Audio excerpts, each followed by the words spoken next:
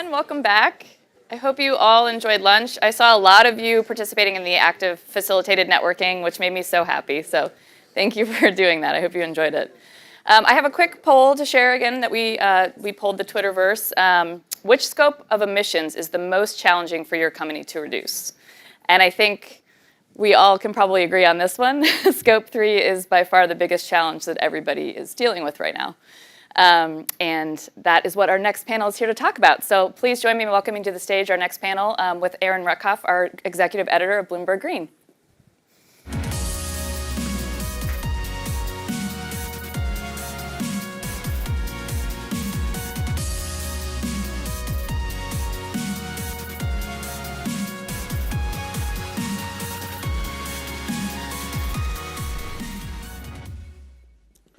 Thank you very much for having us here today for this discussion, and thank you to the panel for being up here with me. I'm Erin Rutkoff. I'm the editor of Bloomberg Green. I'm very happy to have Prop with me today. These are just off the press, and hopefully you're all seeing copies outside. This is our new issue that has just come out.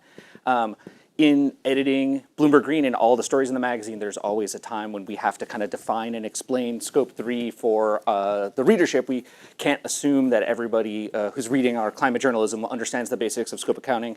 I know being here at Sustainable Business Forum, it's much more likely that people in this room are going to come in well acquainted with the topic, but the editor and me can't stop from sort of helping to define the terms that we're going to be talking about today. And I feel lucky that we have an expert on the panel so that you're spared from hearing my explanation of how scope accounting works. So Anna, I thought if we could start with you, just kind of helping anchor us in the discussion and setting apart the different kinds of scope measurement and what we're talking about when we talk about Scope 3. Sure, more than happy. And also, if you could introduce yourself as well. Yes, thank you very much. I'm Anna Stanley. I'm a director for climate action at WBCSD, the World Business Council for Sustainable Development. And my focus area is Scope 3. Doesn't make me an expert, but hopefully I can help you out a little bit. Obviously, when companies look at the emissions that their products or services generate, it helps to think about kind of what are you producing yourself and what are others producing and where can you have an influence and where others may be the ones who should be having an influence. So we're dividing in Scope 1, 2, and 3. Scope 1 is everything which is kind of in your direct influence within the company. So, for example, emissions from your vehicle fleet that you have as a company. Scope 2 is indirect emissions, so energy that you buy in to use and power your operations. Scope 3 is emissions in the supply chain. So anything which is kind of indirect emissions and outside of your control, but at the same time, obviously we know that companies work very closely with their supply chains. So even though it's outside your outside of your kind of direct company control, you will have some opportunity to influence those. And I think that's what we're going to be talking about a little bit today. So if there's kind of like a philosophy of the scope emissions, Scope 3 is intending to sort of widen the catchment of responsibility that a company is supposed to have. Is that sort of how this works? Yeah, I think so. And I mean, the Scope 3 category, again, you can kind of break it down in two types. There's the corporate Scope 3, which is very overarching, placing everything together that a company has from the supply chain. And then there's the life cycle emissions, which kind of go one level deeper down, which are really about the products and services that you bring and buy in and the whole life cycle of emissions that's created as those are also the whole, emissions which are created in the life cycle of that product, from extracting the materials from the earth to recycling or end of life. And one of the things that I think is kind of psychedelic about Scope 3 emissions is that it's not just the making of the stuff, it's the use of the stuff after you've made it. And I know in talking to some of the people up here, we're going to get some kind of interesting examples of that. So thank you very much for walking us through the definitions. Now I want to turn to the rest of the panel. And by way of introducing yourself, I was also hoping that the panelists could kind of name their Scope 3 number and talk a bit about how they've measured this within their companies. So Sherry, not to put you on the spot, but to go with you first. If you can introduce yourself and tell us what Mastercard's Scope 3 number is it going up or down, and kind of where does it mostly come from for Mastercard? Great. Thank you, Erin, and thanks to Bloomberg and everyone for having us here. I mean, I think it's interesting to start with Mastercard, to be honest, considering 70% of our emissions come from Scope 3. If you think about what we do, we're a global payments technology business in the financial services sector. And the financial services sector writ large, typically, has your offices, you have how it is that you house people. But a lot of what we do is ethereal. We're not making something and building something. So Rachael and others on the panel are going to be able to talk a bit more about that. But the fact that 70% of Mastercard's Scope 3 emissions come from the supply chain is really important for us. So again, we double down on trying to really pin that down. And to be honest with you, it's difficult. It's really, really difficult being a global business and making sure that the data is available for us to roll up. We're also a listed business. So again, thinking about how it is that we are as transparent and as vocal about what it is that we need in order to be able to comply. And of course, we're seeing sort of that this is coming out across the globe. Last week, or gosh, it's now the week before, the SEC has looked at its disclosure requirements for listed businesses.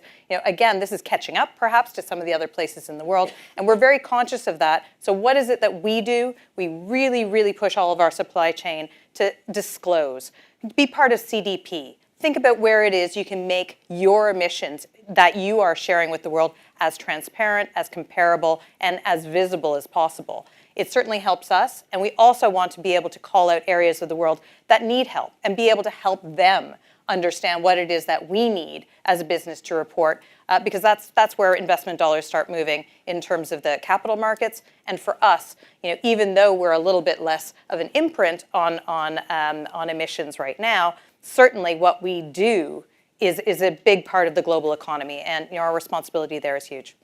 So just to pin this down, because when you're thinking about a credit card company, it's like you said, it's not something extractive. You're not running big mining operations. So is that, when you're talking about your supply chain, is that data centers? Is that where we're mostly seeing your Scope 3 emissions, or does that count as Scope 1 or 2 for you? No, I think that absolutely. We have the need for incredible redundancy. We do need power to make sure that we are doing what we're doing.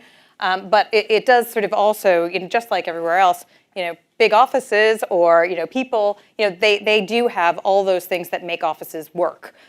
So all the suppliers in terms of catering, all the suppliers that we do in terms of our education, our operations and technology centers, all of that is encompassed. So there are n number of suppliers around the world that are contributing to that, which actually I'm sure that many who are listening have the same sort of worry about have we got everybody, and making sure that becomes more and more robust year on year. So I think that's one of the key things we're looking for. So at the risk of asking a silly question that will maybe make more sense in a moment when we go to Rachael and Rolls-Royce, if I purchase something with my credit card, are my emissions from that purchase part of your Scope 3, or is it severed at that point? It's mostly about the transaction and not what I would do with a car that I purchased on my credit card later. Yeah, it's a great question. Actually, and then it starts making me realize, and again, for full disclosure, I've joined Mastercard about 5 weeks ago. So, for me, we all have credit cards, but actually Mastercard isn't a credit card company. Mastercard is a global payment business. There are many things that run on what we call the rails of the business, the technology in behind. And the reality is we're a huge partner with banks, with merchants. We make the system work. And so actually, when you're talking about sort of making that payment, that actually contributes into the merchant cycle, into the banking cycle as well. But with my other hat, which is the chair of the Future of Sustainable Data Alliance, I think that is where we need to start thinking about making sure that data is as accurate as possible. And when we're counting it, in Scope 3 emissions in particular, that we're not multi-counting or that we're not having voids where we're not counting things. Because remember, this isn't all an exercise. We're actually doing this so that we are fighting climate change. And making sure we don't forget that is really important. So now, Richard, I'm going to turn to you and ask you to introduce yourself and your role at JLL, and also talk about your Scope 3 emission number, if it's going up or down, and where it mostly comes from. And when we were speaking the other day, I found it interesting that you said that your Scope 3 emissions are actually your client's Scope 2 emissions, which is, again, one of these kind of cascading effects of thinking about things this way. So if you could kind of explain that while talking about your emissions numbers at JLL. Of course, Erin. Will do. Well, JLL is a 100,000 people real estate consultancy and, for these purposes, managed services company. And we have an SBTI approved net zero target. Ours is 2040, and we're 95% abatement by 2040 with a maximum of 5% offsets allowed within our commitment. So that's what we've signed up to, which covers all scopes. Close to 99% of our footprint is Scope 3. And of our total, 96% are our client emissions, as Erin was referring to. These are the properties that we manage on behalf of our clients. So in our own case, our own Scope 2 emissions, our own buildings, we've made a commitment. We believe we can get those down to 0 by 2030. That's our commitment on our Scope 2. And on the back of that, we are working with our clients to get them down to 0 by 2040. And that is how we're approaching it. And we're doing it the same as everybody else. And you'll hear this coming on. There's a hierarchy: efficiency, renewables, on-site, off-site, and then looking at power purchase agreements after that. And at the very end of the day, looking at offsets. We are believers in abatement, not offsets at the moment until we get to our target dates. And so when you think of the client relationships or your supply chain, you're really thinking about the buildings that aren't in your direct control and how you influence people, your clients' behaviors around the properties that they're inhabiting? That's exactly right. But our top 50 clients probably make up 66%, 2/3 of that footprint. And being a global operation ourselves, our top clients tend to be global themselves. 95% of them have emission reduction targets, not necessarily as stringent as ours, but they have targets. So it's a matter of working. I think one of the big things that came out of Glasgow COP26 was the need for collaboration, the need for cooperation, the need for partnership. And I think we're finding a lot more of that going forward. And now, Rachael, finally, when you think about a customer relationship, people who are buying engines are obviously going to become, in most cases, very large emitters. So if you could talk to us a bit about how you encounter these calculations inside of Rolls-Royce while introducing yourself, and also talking a bit about how you've measured Scope 3, what your number is, if it's going up or down. I think that I'm the Oh, I never gave my number, 18 million, sorry. Okay, well, Sorry, if this is go a on. game of top trumps, mine's 250 million. Wait, I'm sorry, say yours again. Yours was what? 18. 18 and... yeah, 250 million for Scope 3 emissions. You're the for heavyweight here The in product in on use. the panel. Yeah. 99% of our Scope 1, 2, and 3 footprint is in Scope 3, and the majority of that sits with the use of sold products, so upstream from us in the value chain. As you say, we're providing an engine that goes onto a platform that someone else then chooses to operate, whether that's an airline, an airplane, it's a data center, potentially, it's a train, a truck, whatever it might be. But it's all the same communal problem, I think. You mentioned before around control and influence. Where does the responsibility lie? And for us, we can make the technology as compatible as possible with net zero. And we've set a big commitment to be net zero carbon by 2050, but we're incredibly reliant on others in our value chain to help us to get there. And when you think about reaching a net zero state in the decades ahead, does that account for the aging out of the more high emissions engines that you've sold in the past in terms of getting to that net zero, or do you have to sort of abate those historical emissions since you sell products that have a 2-decade lifespan or more? Yeah, so we're producing products today that will still be in operation by 2050. And we have a fleet that has still been in operation for 50 years in some cases. And that's what we have to look at. We have to look at kind of adaptability of the product. Can we make it compatible with net zero later in its life? Does it need to be retired early in order for us to hit our goals? But there's a huge amount of dependency on the customer wanting to retire their plane. We can't force them to. Right. So you're kind of reliant on that relationship to make sure that there's options available. And then ultimately, perhaps a small amount of offset at the end of the day when there's no other solution. But we do believe that technology advancements, the adoption of sustainable fuels across aerospace, power systems and defense, kind of synthetic or bio-derived fuels, and exciting new technologies that will replace the technologies of today, electric propulsion, will all play a role. And like Richard mentioned, that he works with clients who have their own standards around emissions reduction, maybe not the same as JLL's.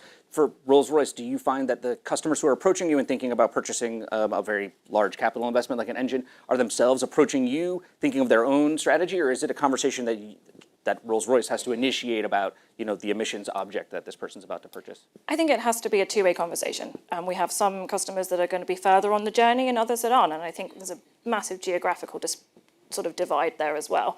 If you're a large company that's been operating for a long time, you have an established fleet, you're generally a little further ahead on your climate journey, only by having history. If you're a new startup, particularly in a more developing region, then perhaps your climate impact is not number one on your list right now. But I think some of the earlier panels talked about the kind of duality of sustainability and success as a business, and I think increasingly that'll change. Ultimately, if I take flying as an example, we do believe that flying is a force for good in the world. It has massive socioeconomic benefits that we in the room have all, I have no doubt, benefited from. We need to find a way to reduce that and remove its carbon footprint. So, Anna, I want to bring it back to you because we've just done this tour of three, sources of emissions that couldn't be more different, right? Like electronic credit card transactions, office buildings, jet engines. How is it possible for this one kind of accounting philosophy or regime to encompass like all of these different sources of emissions and have something useful to say about the process of abating them? You're really testing me with my knowledge today. I think the bottom line is that we need to have clear rules, and really clear rules of how you calculate, clear rules of and enablers to exchange emissions data, but also an understanding. And I like what you were saying about kind of, there's also obviously the customers which carry a lot of the scope 3, where you don't necessarily have as much of an impact on what they do. So I think the collaboration aspect is really key as well. But for me, it really starts with clear accounting rules. Having the greenhouse gas protocol, for example, that gives, which obviously it's always evolving, and these standards need to evolve to kind of grow and encompass more and more complexity. But I think that exists in the different industries. But I think that they're a really good starting point to set a baseline. I think the SEC you mentioned, or for example, also the ISSB rules, and I know we'll hear later about that today. Those kind of things are also extremely important to help organizations understand and that they have to be accountable and they have to be open and transparent about what they're doing. So to me, it's almost a bit of a two-sided thing. Clear rules about what you calculate, how you calculate, but then also clear rules about who you tell what you've calculated and how you then measure yourself in terms of progress against that. I mean, you very helpfully have sort of introduced the intimidating alphabet soup that comes with this territory. I mean, Richard mentioned SBTI, which is one of the standards bodies, the GHG protocol. I mean, the SEC, everybody knows, and that's kind of a standard acronym. But is this a situation where there's a sense of uniformity when people are asking these questions, or a lot of these regimes are voluntary? Do people get to kind of choose how they measure and what they measure? I think there's a need to understand that there are very different things which are doing very different things. So, an SBTI target, for example, the goal is a very different one than the greenhouse gas protocol. The greenhouse gas protocol is about calculating. SBTI targets, it's about, saying or measuring where you're at and holding yourself accountable to that. So I think in a way, of course, a lot of this is voluntary. So you do have to understand and navigate the system. It's often quite complex, but there are entities that help do that. I mean, at World Business Council, for example, we're really trying to help companies on their net zero journeys and navigate the landscape and know where they have to engage how. But I also think it's very much about, there are areas where there is a mess and this mess is being sorted out. So again, I obviously don't want to, trumpet the horn too much, but I'm really glad to see the ISSB coming in, for example, to look at the disclosure and reporting landscape and create some harmonization, but to also see some of the key bodies in that space working together with the ISSB, like, for example, GRI, which is responsible for kind of sustainability-related disclosures. So I think that's a really, really great way to look at it. The different regulatory authorities are also starting to really realize their role in all of this. So in the EU, obviously, we said different regions are different, but in the EU, for example, the European Commission has really understood the need that they have to make things mandatory and they have to try and help companies hold themselves accountable and have those clear rules of what everyone has to follow. So I'm not sure there is so much. There is divergence, but I do think that we're moving towards clarity, and it is getting better, and it has to get better. So, Sherry, I'm going to turn to you now, and I want to ask about who at your companies perform the work of doing the assessment and the measurement, or is it something you rely on outside experts to deal with? And as segueing into this, I should do my own disclosure, which is that I work for Mike Bloomberg, who's the chair of TCFD, which is one of the voluntary disclosure, most ardent advocates for voluntary disclosure standards. And if you're interested in Bloomberg's own emissions, since I made you all disclose yours, it's in the front of the magazine, and we publish a report. And so I don't have the number in my head, but I can tell you that it's there if you want to find it and have disclosure go both ways here. But so at Mastercard, who does the work of measurement, and how do you decide what you're leaving in and what you're leaving out when you're coming up with a standard? Are you looking at regulators, or are you kind of following your own systems for having the most effect on emissions? Yeah, I mean, I think that it's a multi-pronged approach at the moment. And we've got a very big priority on sustainability across the piece. And I always think about this as it's not just about disclosing your emissions. That is transparency, and that is being able to, as a public company, guide investors, et cetera, and for our partners and our entire ecosystem to know where we stand, and they can add that into their decision making about working with Mastercard. But then you've got to think about the products. And again, you might say, well, you're a technology business in behind, all the payment flows, et cetera. I mean, how can that be sustainable? There are lots of ways to implement sustainability into our offering into the marketplace. And then I think the third piece is what you're talking about, which is how are you actually sharing knowledge? How is it that you're actually helping sort of the greater good about thinking about how it is we can progress these things into comparability, into transparency, et cetera.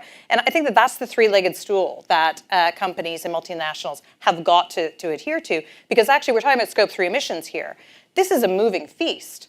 We're also talking, you mentioned TCFD, TNFD, the Task Force for Nature-Based Financial Disclosures, has put their first toe in the water on framework just about 3 weeks ago. And that's about sort of biodiversity and nature impacts. Then you look further and think about sort of what's going on in the EU about taxonomy, which has been around for a long time. But the reality is, there's 42 different taxonomies around the world. It is taxomania.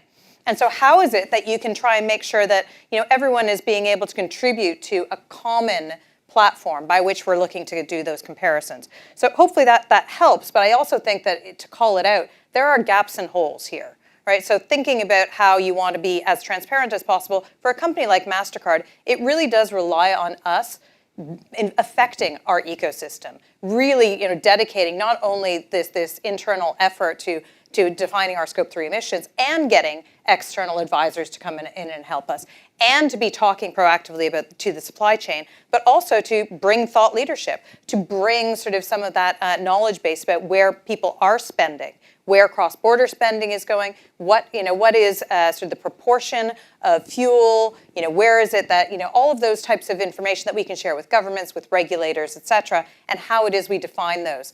Those building blocks of data are essential to get clear, right, and comparable. Otherwise, you're building a house on very shaky foundations.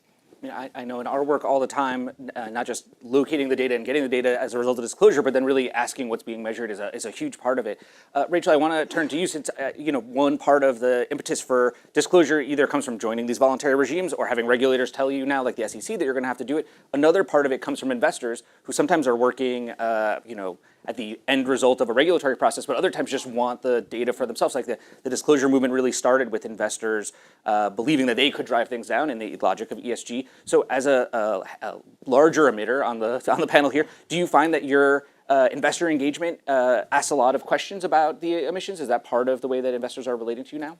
Yeah, definitely. I think I've seen a tangible shift over probably the last 2 years in terms of investor-led engagement, and it's no longer our ESG-orientated investors. It's everyone asking about it. It's our biggest shareholders asking about our carbon, our climate impact, and our general ESG performance, and that's fantastic. And the more that they don't talk to me and they talk to our CFO, our investor relations colleagues, the better, because then they hear it from the horse's mouth, I guess, and it's not the sustainability team saying we've got to do something about climate change, it's everybody. And I think, we've seen that real shift, and the conversation's maturing massively as well, and I think organizations like Climate Action 100 and others have really helped to drive that forward and enhance the depth and the level of conversation that we're able to have as well. So it's no longer just, have you done CDP tick, or have you disclosed your scope 3? It's a really detailed conversation about what your scope 3 footprint looks like and what you're doing about it and where the challenges are. Yeah. And do you find that when you think of just the other week, we had the 500-page guide from the SEC, is that going to materially change the way that you disclose, or is the fact that there's been this level of investor interest that preceded this, brought you to a place where you feel like you're already doing what will be required under the new regulations? I mean, I think the regulations are always going to keep maturing. I think everybody's on a journey here. I think we have seen a real tangible shift this year with the TCFD becoming a mandatory disclosure. We've been voluntarily reporting against it for a couple of years now, but actually it becoming intrinsically part of our annual report, and our auditors are all over it, which is great. Our finance teams are all over it. There's been a huge amount of effort and work gone into that. And again, we've scratched the surface with where we need to get to this year, and we have a lot more work to do. So, Richard, turning to you, and then in a moment we'll be able to take questions from the audience, so everyone can ask questions. I'm curious in terms of where the data for JLL's emissions comes from. Is that something that you're relying on the underlying owners of the buildings to create data, or is it something that you do yourself as a company, the active measurement and assessment? A bit of both. Before I answer that question, I would also add the shareholders are not only just interested, they're becoming far more activist as well. Well, you know what? Why don't we actually? That's even more interesting than what I had asked you. So if you talk about that, talk about your experience of activist investors. No, but I think they are putting, in the same way as clients are trying to, they are trying to put obligations upon us. And fortunately, I think we as a company are ahead of that curve. But shareholders will drive change. And they will by threatening to be activist in the boardroom. Is there an example of something where you feel like was changed as a result of engagement by activists who were sort of demanding that you do more? We're moving into slightly dodgy territory. Speaking to a reporter in an open room. But it's we have not had to change our direction as a result, but I do believe there are companies out there that are having to change under the onus of knowing that there will be activism in the boardroom if they don't. And it's all around those commitments for emission reduction. That is, and it's out there. Larry Fink and BlackRock, he's very public about it. But he's not alone. Well, we have just 5 minutes left, and Meg, I don't know if you have questions that have come in from the audience. All right. I have a lot of questions for you. I'll start with this one for Rolls-Royce. How quickly do you drop a supply chain provider if they fail to report? Oh, it's a great question. I think for us, it's around about that kind of transparency. And I think everyone is on a journey here. So I don't think in any case of any violation against our supplier code of conduct or our business kind of standards and contracts, it would be an immediate kind of drop, because that wouldn't probably be the most sustainable solution for either side. It's definitely a process of engagement, working together. And then this is a little in the weeds, but I think it's a good one. So if a company cannot source a particular product and the only option is a supplier with high carbon emissions, will the company be exempted if the required product is classified as critical? However, can this classification be abused to avoid making the necessary investments? I guess I'll give that one to Anna. I seem to be feeling great questions today. To be honest, I can't give a direct answer to that, but I think what I can say, and it comes a little bit back to what you were just saying, I think it's really important to not see this as a stationary process, a point in time where things are in a certain way and nothing can change. So I would say, if that's the only product and that's the only way of sourcing it, and it's absolutely critical, then you need to find a way to work together with your supplier to help them reduce the emissions and to help create incentives to reduce emissions. So I think there's a lot that can be done to get better together, but we are all in this together because, as we said earlier, your scope 1, my scope 3 is your scope 1 and 2. So there is this link, and so we have to see each other as in a practical case, we will work with those companies as long as they're trying to be on that journey. But if they're resolutely not, that might cause more of an ethical problem. Just to jump in on this theme, the Bloomberg columnist Matt Levine, who writes the wonderful Money Stuff newsletter, had this idea after the SEC rules that people like you would all become kind of regulators or enforcers yourself in terms of demanding discipline from your supply chains. Do you feel like that's the ask that's upon us right now, that you have a role of a kind of enforcement with your suppliers? Whether it's enforcement, it's certainly discipline. It's certainly creating the discipline, and there are standards to be hit. And just remember, we're never going to be net zero unless we're all net zero. It's pointless one of us being net zero. Everybody's got to be net zero. And Erin, maybe it's not enforcement, but it's also awareness building.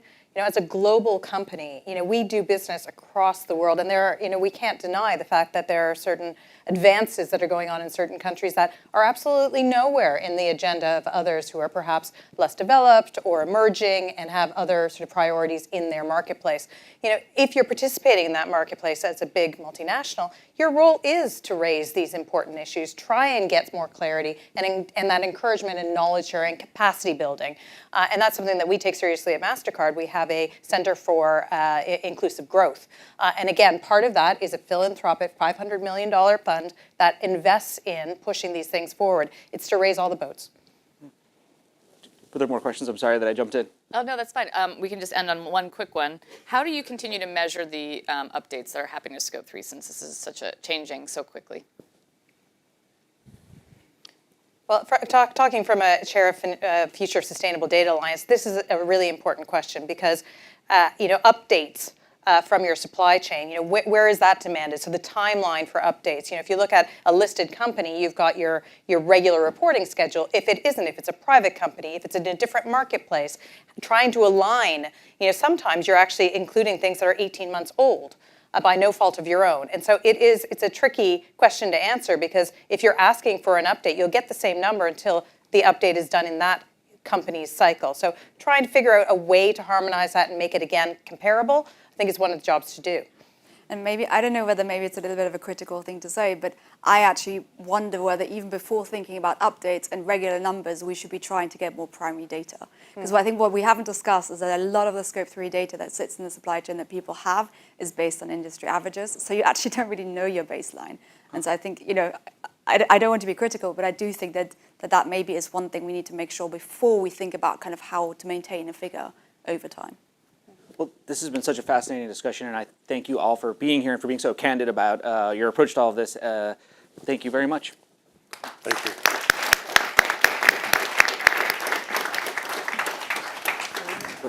Please welcome to the stage Julie Brown, Chief Financial and Operations Officer at Burberry, for a conversation with Bloomberg Television's Francine Lacroix.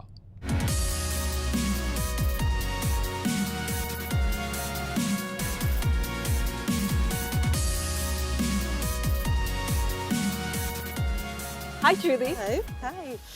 Well, this is exciting. I have so many questions. I almost don't know where to start because the fashion world, so first of all, thank you so much for joining us, but the fashion world is really at the thick of it when it comes to sustainability and trying to do better because it has been historically also one of the most polluting in terms of how much water you use, how much energy, how much transport. So what do you think has been the turning point? There's suddenly a conscience in fashion and luxury. Absolutely. Yes, I completely agree with you. It's been a challenge, but I think what's really important is everybody has come together to realise just the importance of the planet. And the way we work together, I think, as an industry now, I think success comes from approaching this not just as individual companies, but also approaching this, across the industry and across other industries as well. So we're involved in a number of organisations that are pursuing that level of interest. And, our history, we go back over 160 years. And just over the last 5 years, we set very, very stretching climate change targets. And we've either met or beaten all of them. So fantastic change. So Julie, what was the turning point where you said, actually, I want to be aggressive with my emission targets. I want to be aggressive with what I want to do. Is it to have a leader role within the fashion industry, or did it come from a personal want? Probably came from both. So I think it came from a number of people in the organisation who said this is just so important, but also it came from the belief that we wanted to lead the industry. I think within fashion, the luxury brands have a golden opportunity because their products have longevity and the supply chains are very well established. They have got a golden opportunity to lead the industry. And I think also the impact you can have on consumers. So if you see what a fashion company can do with the desire for sneakers, as an example, and the generations that we influence through social media, digitally, etc., you can make a real impact on consumers. So we actually wanted to take a leading position. And more recently, we've actually taken a position where we want to be climate positive by 2040, which is the first luxury fashion company, to take such a position as that. So what would make your life easier? What would make sustainability easier, maybe your life harder? Do we need common rules to make sure that we're measuring the things correctly from one company to the other? And why are we still in 2022 actually lacking that database? Yeah, I think it's a key question. I mean, in some ways, because this is quite new in terms of measuring, particularly Scope 3s, it's quite new. So I think inevitably companies are learning, and I think we should always sort of bear that in mind, that the key thing is to get on the journey, measure what you're doing and then start to disclose what you're doing. And the more, actually with the ISSB, the more regulators can actually support that journey to allow people to report on a consistent basis, I think the better. So I think this is a big change. This last 12 months, and hopefully the next 12, will be a big change in bringing about consistency. But even without that, I think it's really important just to start the measurement process. And, you know, we've had really good data in Scope 1 and 2, and we've got a third party that we work with for Scope 3. And I think, as the previous speakers mentioned, that's really important because, like, over 90% of our emissions are coming from Scope 3. So you've got to influence all the way down the value chain, raw materials, manufacturing, distribution, all the way through to make a difference. But how hard is that when you're such a big company with supply chains that have been there for a long time? And also, if you're making a bag with the, you know, savoir-faire, it's difficult to find someone else if they're not doing what you want them to. It can be at the beginning. It can be. But I honestly think the world has changed. The world has really woken up to the importance of this. And we work with all our partners, all our supply chains, all the way back to farmers and herders about, you know, responsible farming and ensuring that soil is regenerated because obviously it captures carbon. So it's that sort of circularity message. And we do well-being training programs with the majority of our suppliers so that we can make the change happen and we can move in partnership. Because I think it's absolutely true that where fashion companies, we compete on product and we compete on customer service, but we should never compete on planet. We should work together on planet. And it's absolutely the same with our supply chain. How hard is that to do where, you know, 4 weeks into a war, raw material prices have gone up, inflation's everywhere, including, you know, the cost of shipping things. So do you worry that it will distract actually from the important work on sustainability? It's an interesting question, actually. And first of all, the situation in Ukraine is a really difficult situation. In some ways, I think it actually makes it more important because you've both got the social conscience as well as the environmental conscience, as well as the human and humanitarian conscience. So I think in some ways, it's a bit like COVID. Originally, when COVID occurred, every company thought about how they were going to survive a major pandemic, but quickly pivoted towards how do we make ourselves stronger? How do we make ourselves more sustainable? And I think, you know, with the recent events in Ukraine, it can probably only strengthen that message overall. And it's interesting what you say about inflation and cost. What we're actually finding is that although some things are more expensive to do if you do them in a sustainable way, it actually, I think, overall is economically beneficial. So if I take an example, we manage sell-through of our product. So what we buy and what we sell through to our consumers. And actually, that causes you to look at things from both a financial point of view, but alongside it, a sustainability point of view. And actually, if you've got both of those levers, you can actually save money. Although it may cost you more at the outset, you can save money by being more thoughtful in the buy and getting better sell-through. So all the time, I am constantly joining finance with sustainability metrics in everything we do. Can I give you another example? Yes, please. I love examples. Yeah, another great example is capital appraisals. So we always used to look at our capital appraisals on commercial and financial grounds. You know, what were the economics around the store? But when we did the sustainability bond, and this was, again, we made a stand, we were the first luxury fashion company to do a sustainability bond. This required investment in stores, you know, using a green approach. And so what we did is now, alongside the financials, we look at actually, you know, what is the store in terms of its emissions.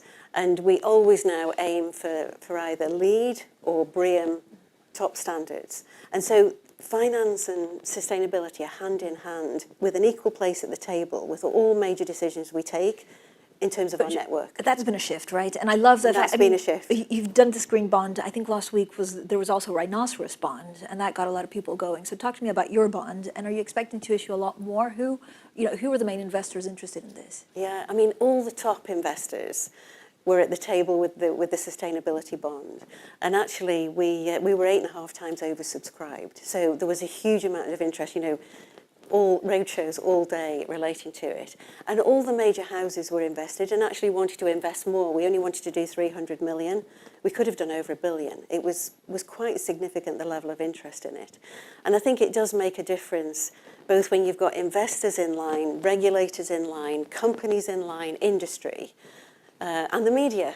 This is when you make a difference, to the whole environment. What's your biggest challenge? So if you look at, you must have, I don't know if it's climate skeptics or a shareholder that says, well, why are your margins not, bigger? That's what we want to focus on, or people that you have to get on board.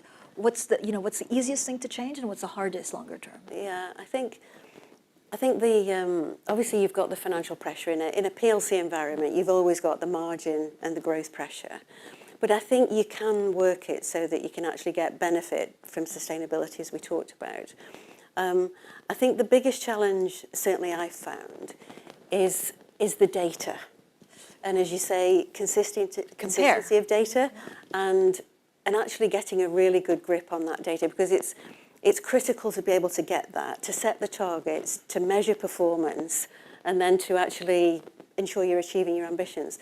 And what we found certainly is our own operations, Scope 1 and 2, we will be carbon neutral this year in our own operations, which is a major achievement from where we were before.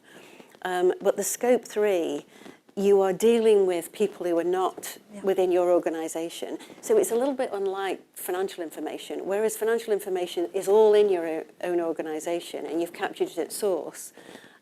With Scope 3s, you're relying on the value chain all the way down to the raw material providers. And that brings a challenge with the data. It can put people off because they can say, this is too uncertain. How do we set targets? How do we measure it? How do we disclose it?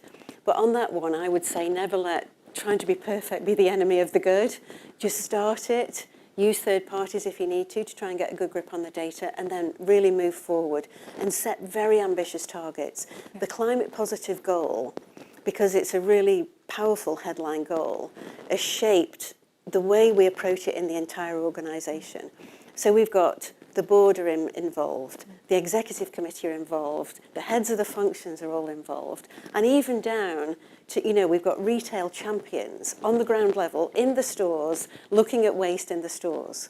And it's phenomenal. And Sloane Street, which How do you choose them? So they're like the sustainability police. Yeah. And so you've got it all over the organisation. They are, I think, naturally inclined. So we choose people who are just passionate about this area, and then we train them to be able to make a difference. Like what? Like, I'm sorry, you haven't recycled that, or yes. Or things that's exactly what they say. They say, we've got an issue over here, or they come up with ideas about whether it's garment carriers, whether it's packaging.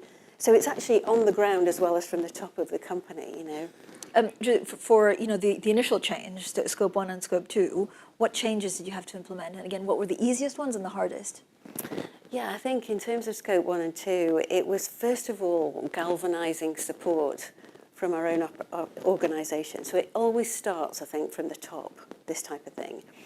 And then I think in terms of, once we did that, it was engaging things like the capital appraisal process, the store network, so store emissions, thinking about store emissions. When we built Sloane Street recently, we refurbished Sloane Street, one of our flagship stores, the first flagship actually that Burberry's done in the new concept.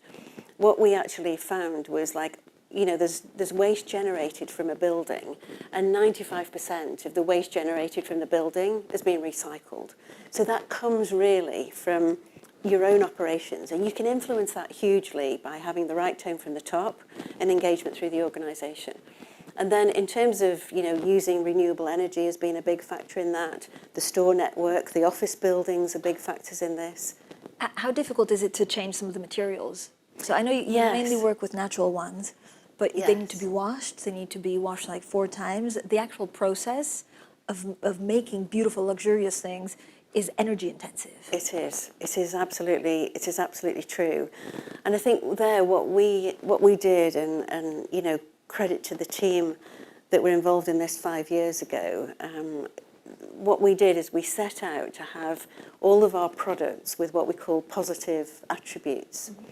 and we had a target of 80% of the products would have, at least 2 positive attributes. So what do you mean by that is the question.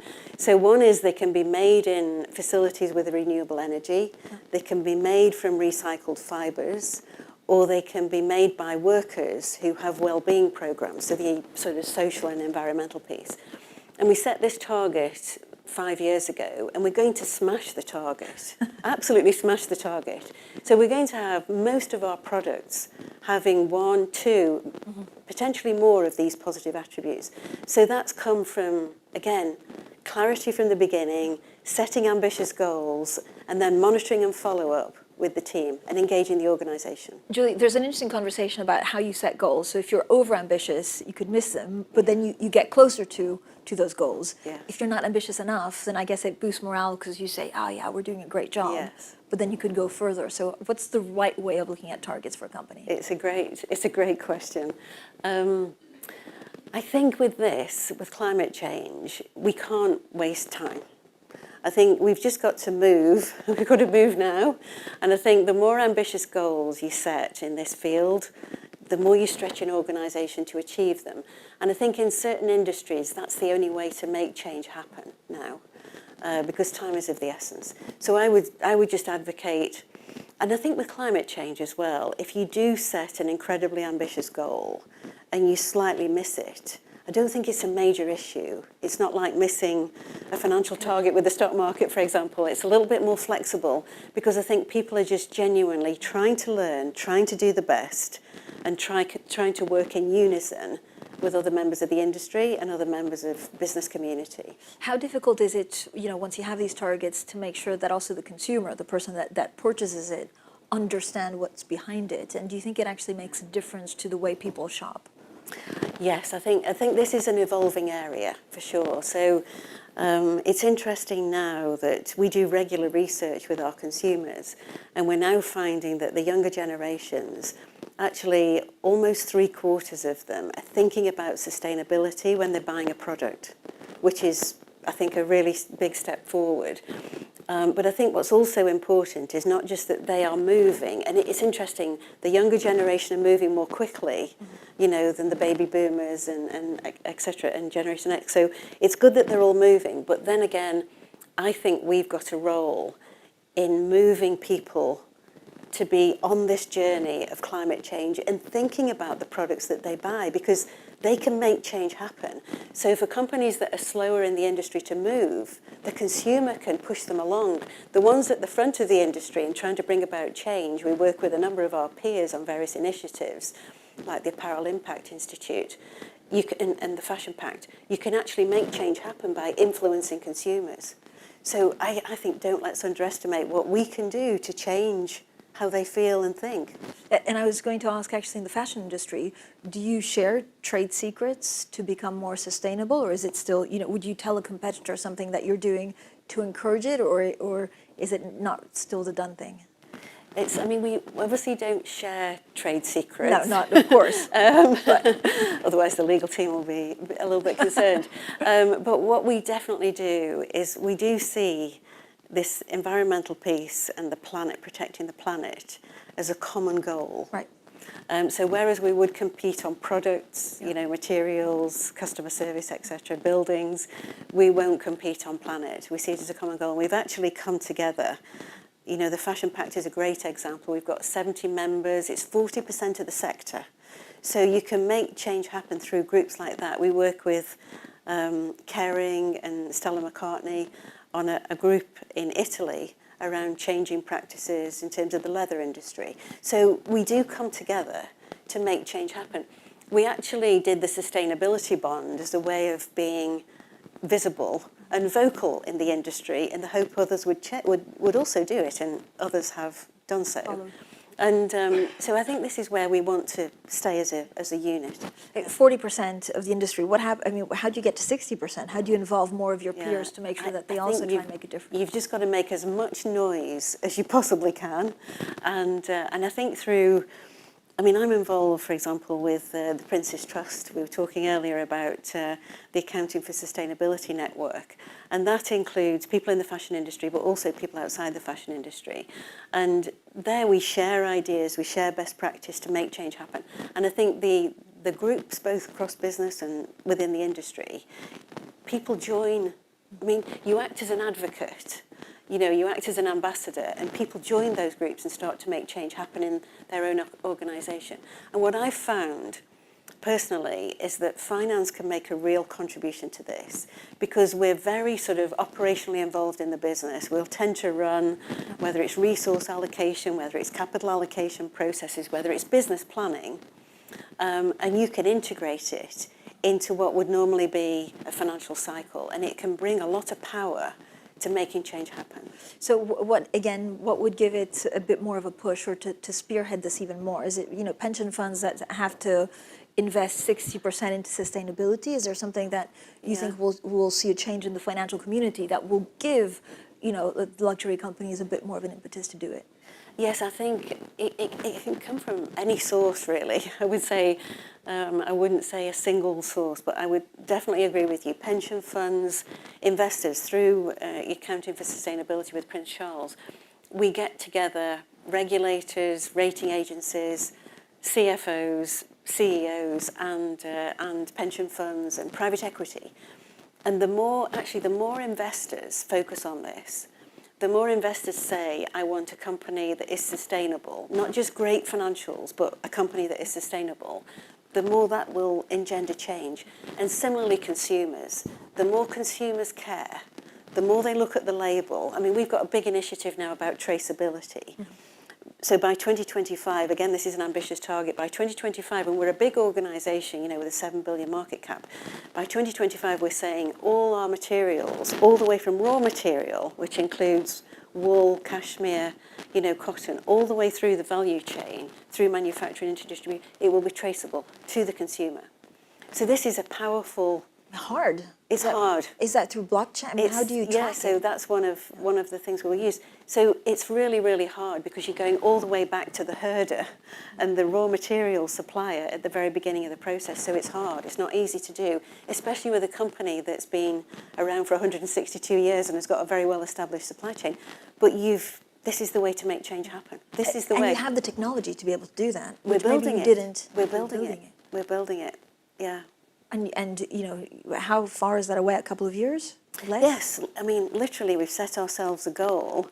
You better hold me to this and have me back in 3 years. But we set ourselves the goal of actually doing this by 2025. So it's a date in 3 years. I mean, before then we'll speak, but in 3 years. I think we have a couple of minutes for questions. Meg, hi. ESG is such a vast area, and that is more volatile than ever. How at Burberry do you ensure you continue to focus on the issues that are of priority to your stakeholders? Yes, you're absolutely right. It's a vast area. And I think in terms of ensuring that it's important to stakeholders, we do start from the point of view of what matters to the planet. How can we have the biggest impact on the environment? And then the way we go about doing that is we set very ambitious targets, as we mentioned, climate positive by 2040. And then a subset of that is, you know, metrics around all the major levers, whether it be as simple as our own operations, air travel in our own operations, all the way through to Scope 3 emissions. Scope 3 emissions for us is a big part of what we're trying to achieve.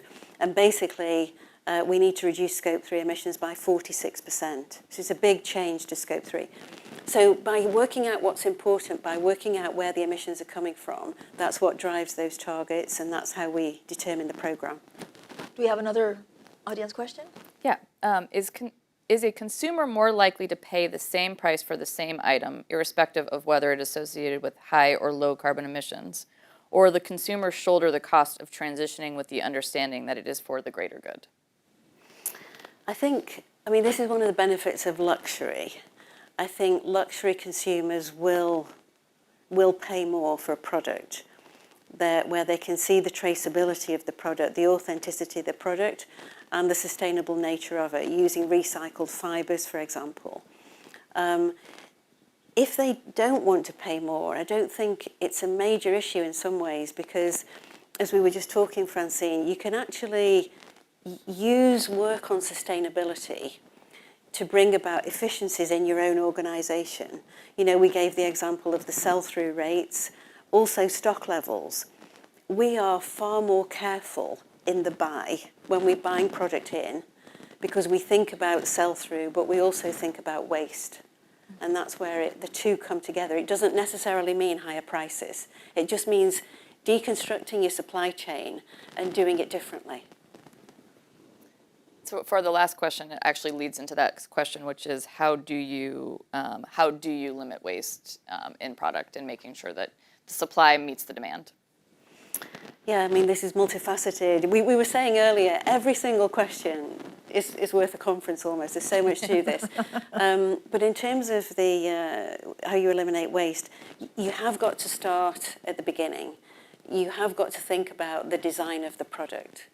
The more you can build circularity into the beginning, so for example, recycled fibres, the better. So really getting at it at source saves problems later. And then as you go through, obviously, manufacturing processes, trying to avoid waste through manufacture.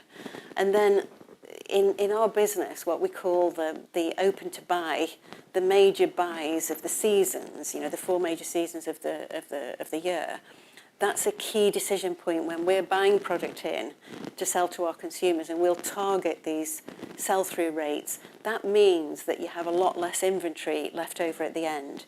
And we're one of the first companies to have a non-destruction of inventory policy. So it means you've got to circularize that at the end of the process as well. And again, we want to be, you know, an industry leader in this regard. Julie, I have one final question, very brief one. What's the question you get the most from investors, and has it changed in the last 5 years? Do they ask you more about sustainability now? They do. It's changed completely. It's changed completely. I mean, I've been with Burberry like 5.5 years, and I've been a strong advocate of this for quite a while through the work I've been doing with the Prince's Trust. And at the beginning, I found it a little bit frustrating that the conversations were very much focused on financials and capital allocation and such like, and little on sustainability. We introduced a 6-page handout with some key slides to have not just financial information, but sustainability information alongside it. So we were sort of pushing the information as well as, but what I've seen over the last at least 12 months, 2 years now, is it's coming up spontaneously in every conversation. And one of the things I really, really appreciate is in doing the bond, the sustainability bond, it brought it to the fore in all of our investors because it's part now of our capital structure and it's part of our balance sheet. So you can't miss it financially. More of that, please. Julie, thank you so much. Yeah. Thank you. Thank you. Please welcome to the stage Claire Dorrian, Head of Sustainable Finance, Capital Markets at London Stock Exchange Group.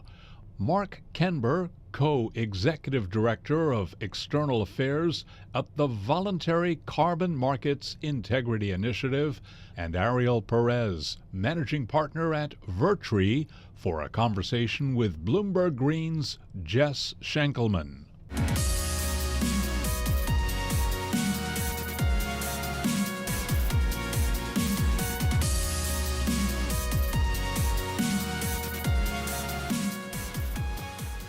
And thanks so much to everyone for joining us for a conversation I'm really excited about, because carbon offsets are often, talked about as the key, they're the way that businesses can easily reduce emissions by buying credits from other projects, but so often they just don't turn out to be what they promise. And I've got three experts here today to talk with me about the evolution of carbon markets, where they've been and where they're going.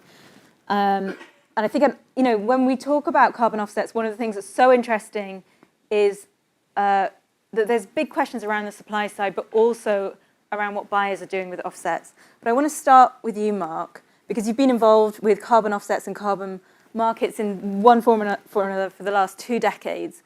So how have you seen the market evolve over that time to where we are today? I'm sure that's a half an hour answer in itself, but if you could briefly give the audience an overview of where we've come from.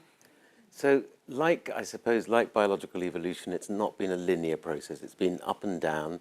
There have been moments of extreme enthusiasm after the Kyoto Protocol was signed in 1997.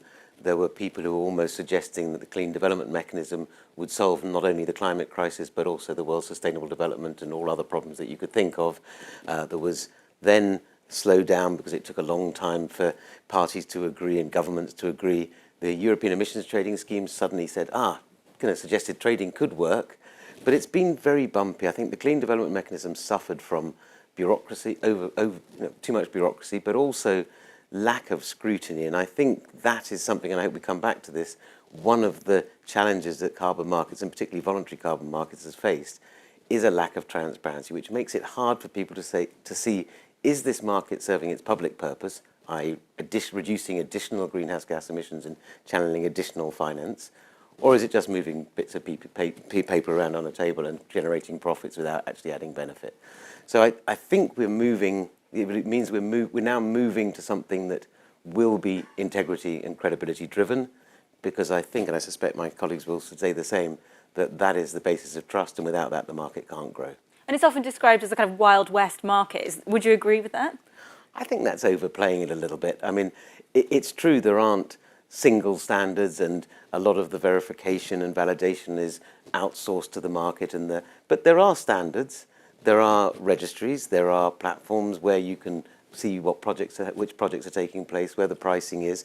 I think where it's probably the Wild West bit may be more apt is in some of the countries where projects take place that just don't have the legal and institutional infrastructure to monitor, to verify, to check that projects are doing what they should be doing.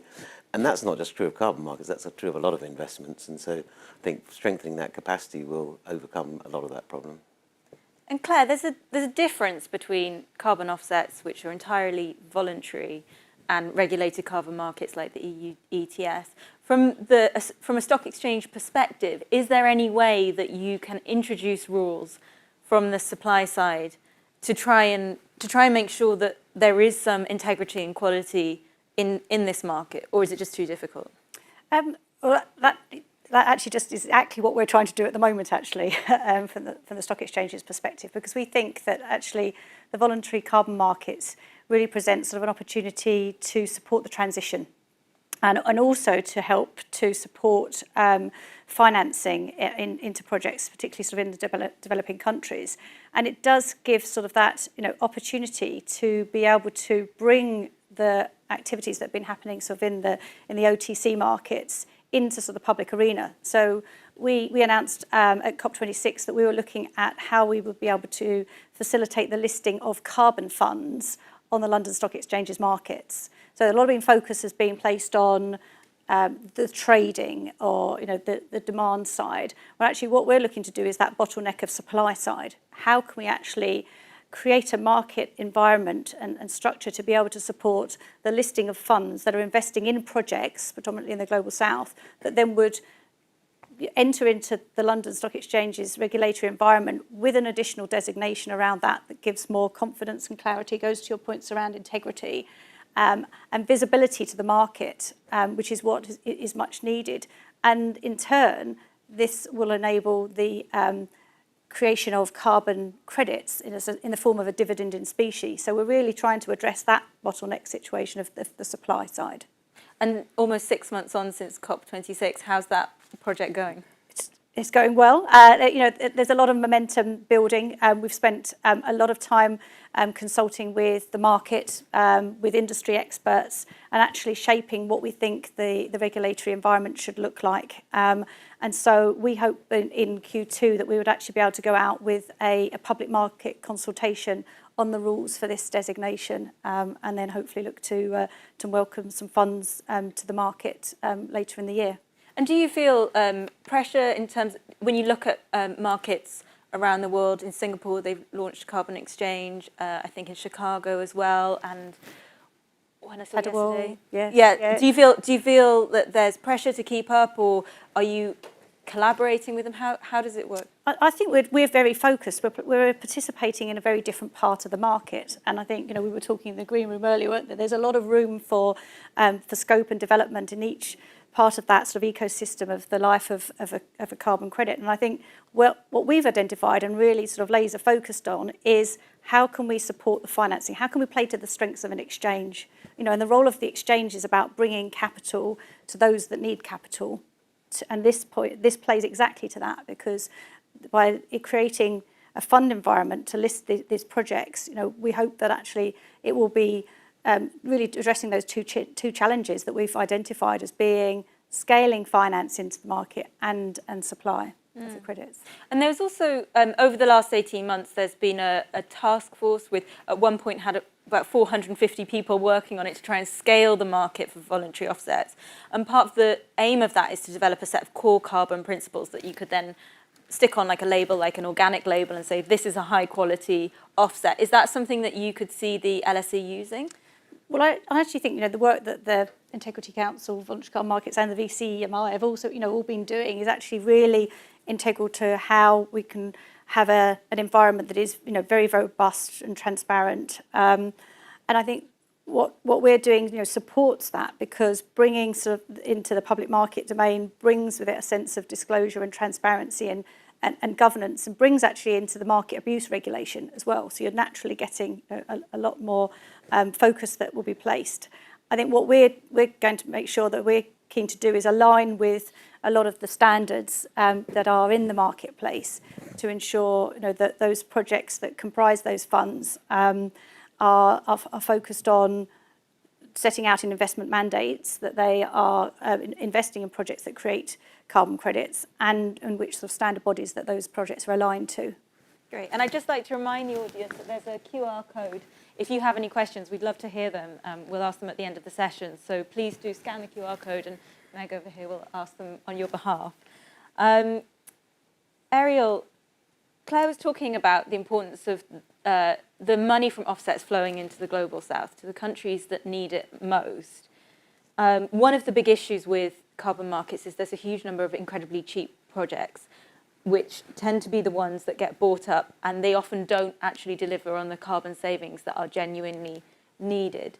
So how do you think carbon markets can invest in what's needed most, rather than just what's cheapest and then claiming that they're carbon neutral? It's a great question. Carbon markets are like really any other commodity markets. You have a supply stack of opportunities. And my view is just because they're cheap doesn't mean they're low quality. Things become cheaper or more expensive over time, depending on scarcity and technological improvements. So I think a lot of the legacy offsets that are coming from renewable projects, that are still in the market because they registered before, that cutoff date came on and they were additional at the time, that problem is going to work itself out just simply by the projects ceasing to exist, because everything has a fixed end date. Our perspective really is that buyers are getting really smart around additionality, things like energy efficiency, destruction of HFC gases, in the beginning of the CDM.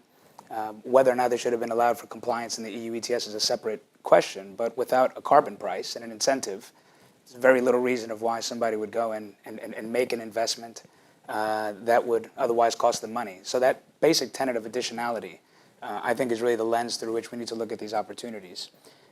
And we think in order to maximize the chances that we have to get on a path towards net zero, by definition, we need to direct capital to the opportunities that are most cost effective and from a risk adjustment standpoint. So things like ending deforestation, and ours, from my perspective, kind of large scale, low cost carbon removals from nature, energy efficiency, renewables, which now don't need a carbon market but are in the money.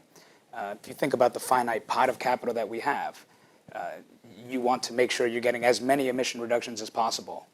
Otherwise, you end up with a scenario that you put capital to work in a part of the curve or with a certain set of technologies that are maybe not commercially viable.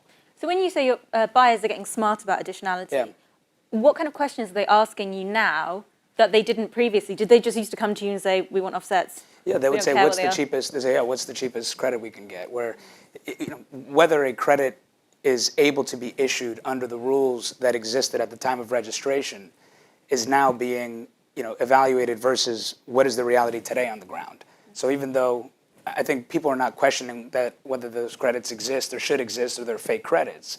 But they're saying, do I as a company want to put my reputation at risk by retiring a renewable credit in 2024 based off of the additionality test of 10 years ago? Where before they're saying, okay, well, Vera has issued it or the CDM has issued it and that's good enough for me. And because this is now voluntary, grassroots, really organic, and a lot stronger from my perspective than kind of this artificial demand that the EU ETS represented. Reputation, quality, and integrity matters almost more than anything else for these companies. More so than price, believe it or not. What about renewable energy projects? Because when you look at offsets, you've got different kinds of offsets. You've got offsets which will avoid emissions from being released, so you've got offsets that will remove emissions.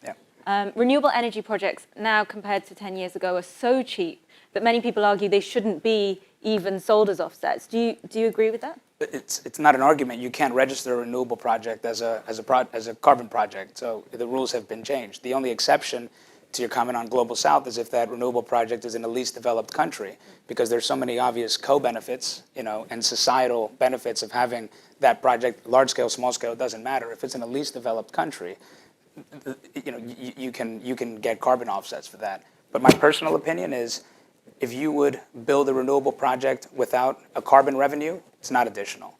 And the reality is we're seeing a huge amount of renewables deployed around the world. The pace needs to pick up.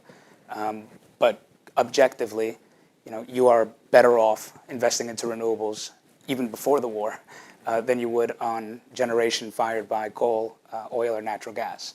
And if someone came to you after this conference and said, I want to invest in the best quality project that's gonna, the best technology in the best country, what would you tell them? Well, what I would say is, first of all, it doesn't exist. A lot of people talk about removal projects.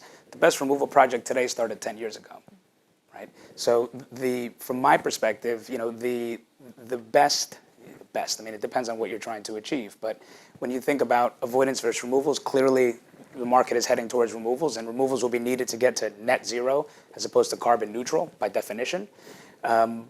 And from our perspective, really the market will really start to price permanence and durability of the storage in a much more sophisticated way.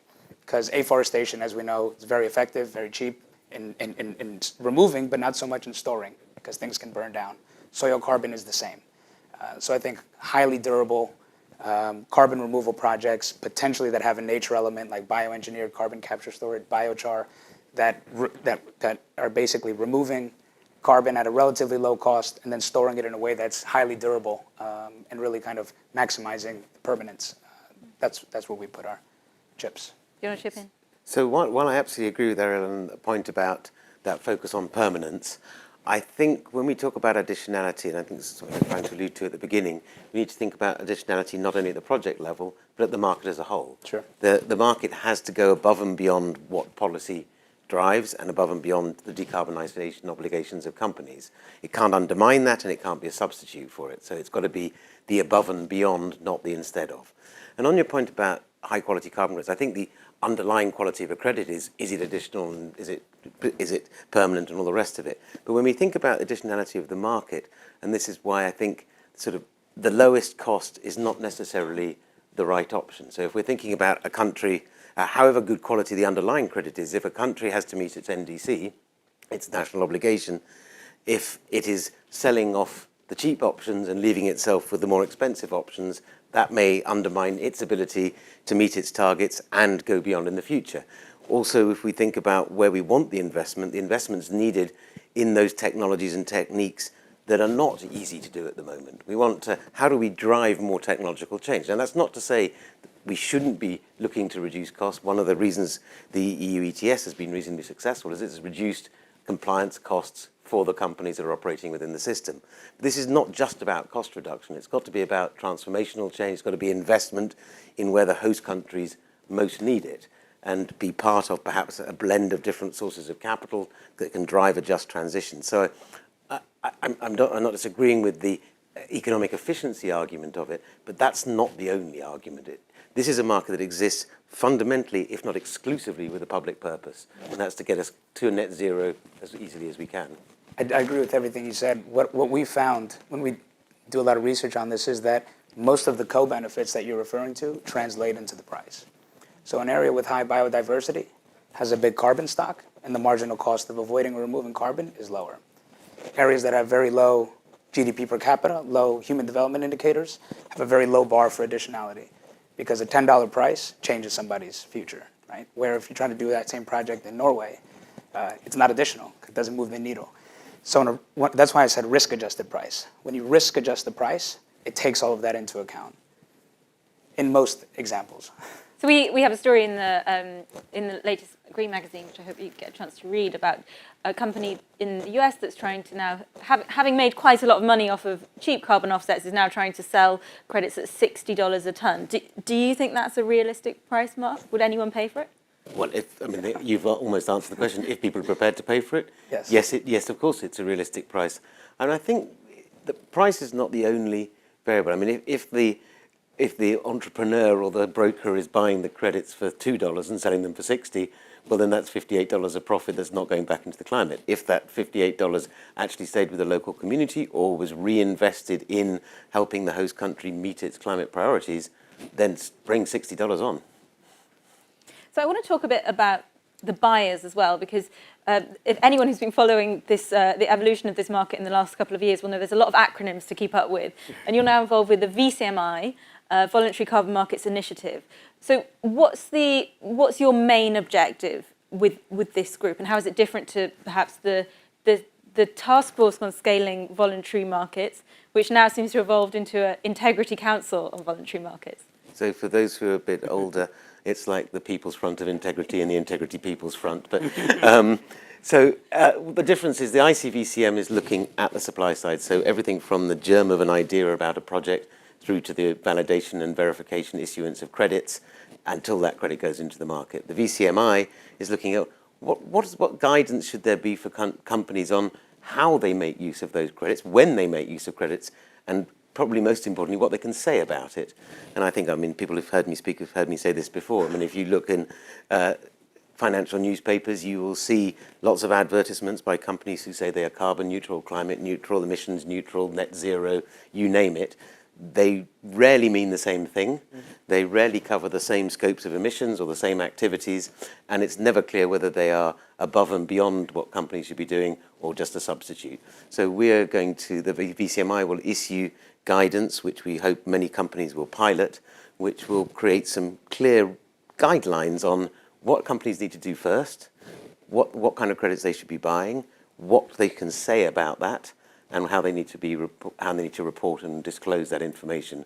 And I think this goes back to the key point about transparency. There aren't governments at the moment who are regulating those claims directly, although a number of governments are looking at how to manage environmental claims. But the public, the consumers, when you buy your yogurt that says it's carbon neutral or net zero, whatever it may be, you don't know what you're buying. So we need to be able to, as consumers, to have the tools to make that choice. And that's part of what VCMI is doing. And will it have teeth? I hope so. It'll have teeth in, we're aiming for it to have several sets of teeth. One will be through this emphasis on transparency so that you and others can scrutinize this and say this stands up and this doesn't. We can see that a lot of governments around the world are looking to upgrade their rules on consumer protection and advertising to ensure that there aren't false claims. So we've been working with a group of governments to look at that and hope that what we produce or some version of it will make its way into consumer protection regulation as well. And then, as we've seen in some countries, companies are being sued over misleading claims. And that should be another stick or carrot, depending how you look at it, to use the guidance properly and make robust claims. But how have we got to this situation? Because I know, Ariel, we were talking a bit about this last week. I got very confused by how some companies, and Nestle's done this in particular, they set a net zero goal and say, we will not use carbon offsets to meet net zero. But they then buy offsets and claim and use them to count to the carbon neutrality of individual products, such as a bottle of water. I can't see the difference between net zero and carbon neutrality. And I can't see how you can use offsets for one and not the other. But they claim that carbon neutrality and net zero is completely different. But to me, I don't understand, and I write about this kind of thing. To the average guy on the street, he's definitely not going to get that. So how on earth have we got to this situation?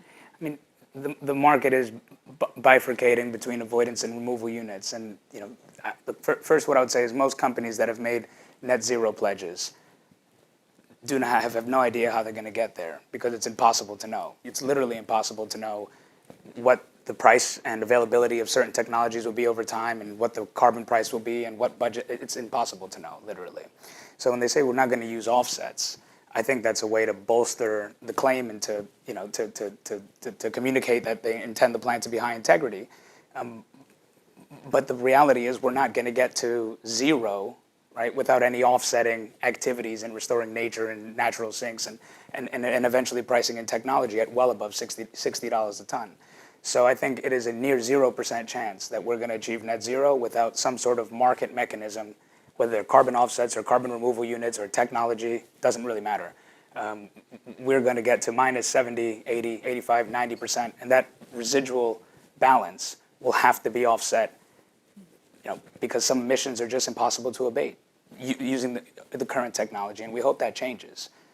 But it's impossible to know exactly where we're going to end up, what the slope of the curve is, and how we're going to balance. We will need to balance one way or another. I'd agree. I'd say, carbon credits are not a substitute Correct. for corporate action, and you've got to actually be putting all the hard work in and looking how you're addressing your Scope 1, Scope 2 emissions. You've got to do the decarbonisation first as part of the transition. You're right. A lot of net zero strategies are being set, and you don't know how they can get there without some form of offsetting at some point. So I think the work that you're doing is really great to help with the education of the corporates, because that's where there is a lack of education, understanding. You've got different offset requirements, and is it removals? What sort of the options available? And certainly we're seeing that when we're talking to some of the listed companies on our market, because we actually see that what we're doing by the listing of funds opens up corporates to be investors in those funds. So it's going to be another way for companies to be able to procure offsets. You can list and hold a share, hold it on a balance sheet, and in time those carbon credits will be released in the form of dividend in specie. So that can be retired or held, or it can meet those offset requirements. Thanks. I'm going to throw it open to the audience for questions. I think Meg has some already. What happens to markets in the event of an extreme incident such as major forest fires that cause loss of permanence beyond the current reserves built into the system? Does everyone have to buy their historic offsets again? I'll give that one to Mark. No. Well, I'll start the answer, but I'd like to hear what the financial markets think about it as well. I mean, at the moment, the main standards that deal in land use and forest-based offsets do have some sort of a mechanism, normally called a buffer, which deals with permanence, so that if there is a reversal, either through a forest fire or pests or whatever it may be, then that buffer acts as an insurance pool. And how much any given project has to put in that pool depends on some kind of risk assessment of the likelihood of pests or fires or whatever it may be. That obviously can't ever take into account a sort of catastrophic event of the type you're talking about. And that's where I think, this hasn't developed properly over the last 2 decades. What is really needed is a finance-based risk management tool, an insurance mechanism. There's quite a lot of debate about when there is a reversal, who should bear the brunt of that. Is it the buyer who's responsible for replacing it because they bought a reversible credit and therefore should have known better? Or is the onus on the seller? And does the seller still exist? If it's a local community, how can they possibly do it? So I think that's a role where financial markets have traditionally played a role and can continue to do so. I don't know what you think about that. Yeah, I think it's not an area that we've had to sort of address ourselves, from a stock exchange perspective. But as you say, it's about the broader financial markets, the banks, insurance, having to look at that as how can you get a solution there.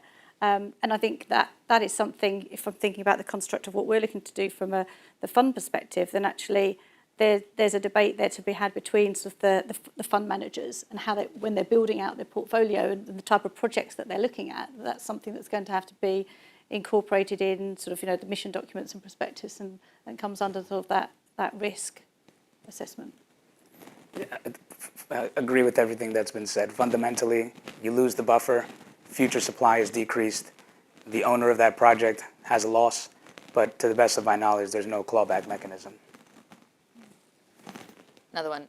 Geographically, if carbon offsets are concentrated in one region to offset emissions elsewhere, is that still acceptable? Should there be a rule that regions identified for carbon offsets should be evenly spread out on the planet? Well, I can start. I mean, it depends how much you want to interfere with the operation of the market. I mean, I think, well, the experience we saw under the Clean Development Mechanism and also with voluntary carbon projects in the last couple of decades is that they tended to go primarily to larger countries, and larger and perhaps somewhat wealthier countries, but there are obvious reasons for that. Because they're larger, and so you can get bigger projects, because they tend to have, not always, but tend to have more developed financial markets, more developed governance and governance systems and institutions. So the risk for project developers and investors is much lower. So I don't think necessarily saying you've got to have 10 projects in every single country, whatever, is going to work. What is needed is how in those countries that most need the carbon finance and are least capable of getting it at the moment, what do they need to be able to do that? Is there a role for multilateral development banks? Is there a role for governments, for aid funding, both in capacity building and training, but also perhaps underwriting some of the risks? And again, and I think Ariel will be able to talk to this more, there is now more of a premium being put on projects that do have really verifiable, meaningful, sustainable development benefits that leave resources with the local community. And perhaps that's something that the market can drive as well, and to support that. Completely. Carbon is just the base unit, and my opinion is climate change is a global issue, so you need a global set of solutions, and that's what this voluntary market represents. So it's more efficient. That's it for questions? Okay. So I have one final question for each of you, same question, which is whether you think the voluntary carbon market will still exist in 10 years' time, or whether you think it will have been folded into compliance markets or kind of given some kind of formal regulation. All right, I'll start. Okay. I think the starting point for answering that question is we only have a voluntary carbon market now because we have failed so spectacularly over the last 2 decades to deal with the problem of climate change. So you said I've been working on this for 2 decades. So I started just before the Kyoto Protocol, and we needed to make a 10 or 15% reduction in global emissions by 2010. We got 5% from the developed world only, and we've been successively further underperforming. So we've got a voluntary carbon market as a substitute almost for our inability to have rigorous policy, for an inability for many of us, and I count myself amongst those, to change our way of lives. I mean, I still have a footprint that's 6 or 7 tons when, if we think in 2050, there's only half a ton each for everybody in the world within the removals. So will there be a voluntary carbon market in 10 years' time? I sincerely hope not. I suspect there will be. That's not because I don't believe it's the right thing to be doing. I just think we need to catch up. I mean, this needs to converge with other markets. It needs to be policy-driven. There needs to be much more certainty for what companies are going to do and what governments are going to do. So it's vital now, because we know that in the next 10 years, and as we keep being told, this is the decade where we win or lose the battle on climate change. So we need to do everything we can as quickly as we can, and carbon markets can play a role in that. But they're not the long-term answer. Ariel? I completely agree. I mean, we price somewhere between 20 and 25% of the world's carbon in compliance carbon markets or tax regimes, 25%. So the scope today for the voluntary market is the remaining 75%. And the only reason it exists is because that 25 is not higher. So even if you get a doubling of carbon pricing, it's still 50% of emissions that are unpriced. And really the only mechanism that I'm aware of that even provides an incentive to start making investments above and beyond just seeking profit is the voluntary carbon market. So I think pretty much close to 100% chance we're going to have the voluntary market or something that is a derivative of the current market trying to address those unpriced emissions. And I think the chance that the whole world comes together and puts in a global cap and trade system and we stick to it and we go to zero in 2050 at a 3% linear reduction factor is near zero. It's unfortunate, but that's how we got to where we are. And in a way, it's a little bit, it's strange because the word voluntary makes it feel not serious. But as you've heard from Burberry earlier today, when you make a pledge, and you go public, and you're a public company, and you're regulated, you can't just walk that back. So in a way, it's almost easier because you can't lobby yourself out of this when you've made the pledge yourself publicly. So that's it. I mean, we're on the journey. A lot needs to be done. But I think the voluntary carbon market and the broader environmental commodity market kind of ecosystem has a major role to play, not just in reducing carbon, but saving biodiversity, promoting sustainable development, everything, all of these other externalities and things that are great for the world that are currently unpriced. And this is the mechanism. Last word to you, Claire. Look, do I think there's going to be more regulation brought into it? I mean, yes, because that is exactly what we are going to do. But there's others that are doing that as well in different parts of the market. But I think you make some really good points that I think when we were looking at this and thinking voluntary, is this really voluntary? It doesn't feel like it's voluntary. Actually, we do need we've got one planet. We heard previous speakers saying that we've all got to work together to make sure that we are.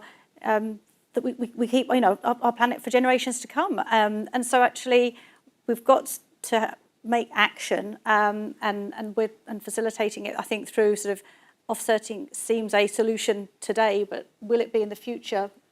Somebody will come up with some other greater idea, I think, and we'll be sitting here discussing that. Let's hope so. Or maybe we won't be, but others will be. Okay, Claire, Mark, Ariel, thank you very much for joining us.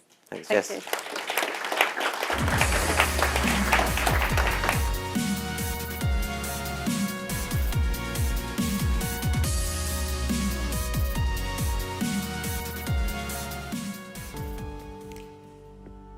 On average, over 90% of a company's total emissions come from its supply chain. To accelerate decarbonisation, collaboration across supply chains needs to improve drastically. BCG and CDP partnered to build CO2 AI product ecosystem to unlock product-level data sharing collaboration within ecosystems and accelerate the decarbonisation of the supply chains. Unlock collaboration with CO2 AI product ecosystem.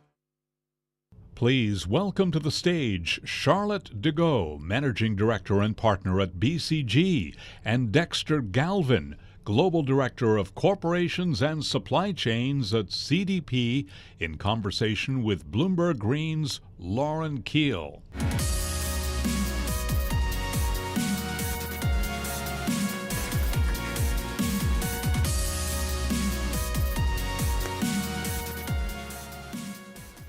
Hi everyone, good afternoon. Good to be back with you again for another Advisory Board Spotlight.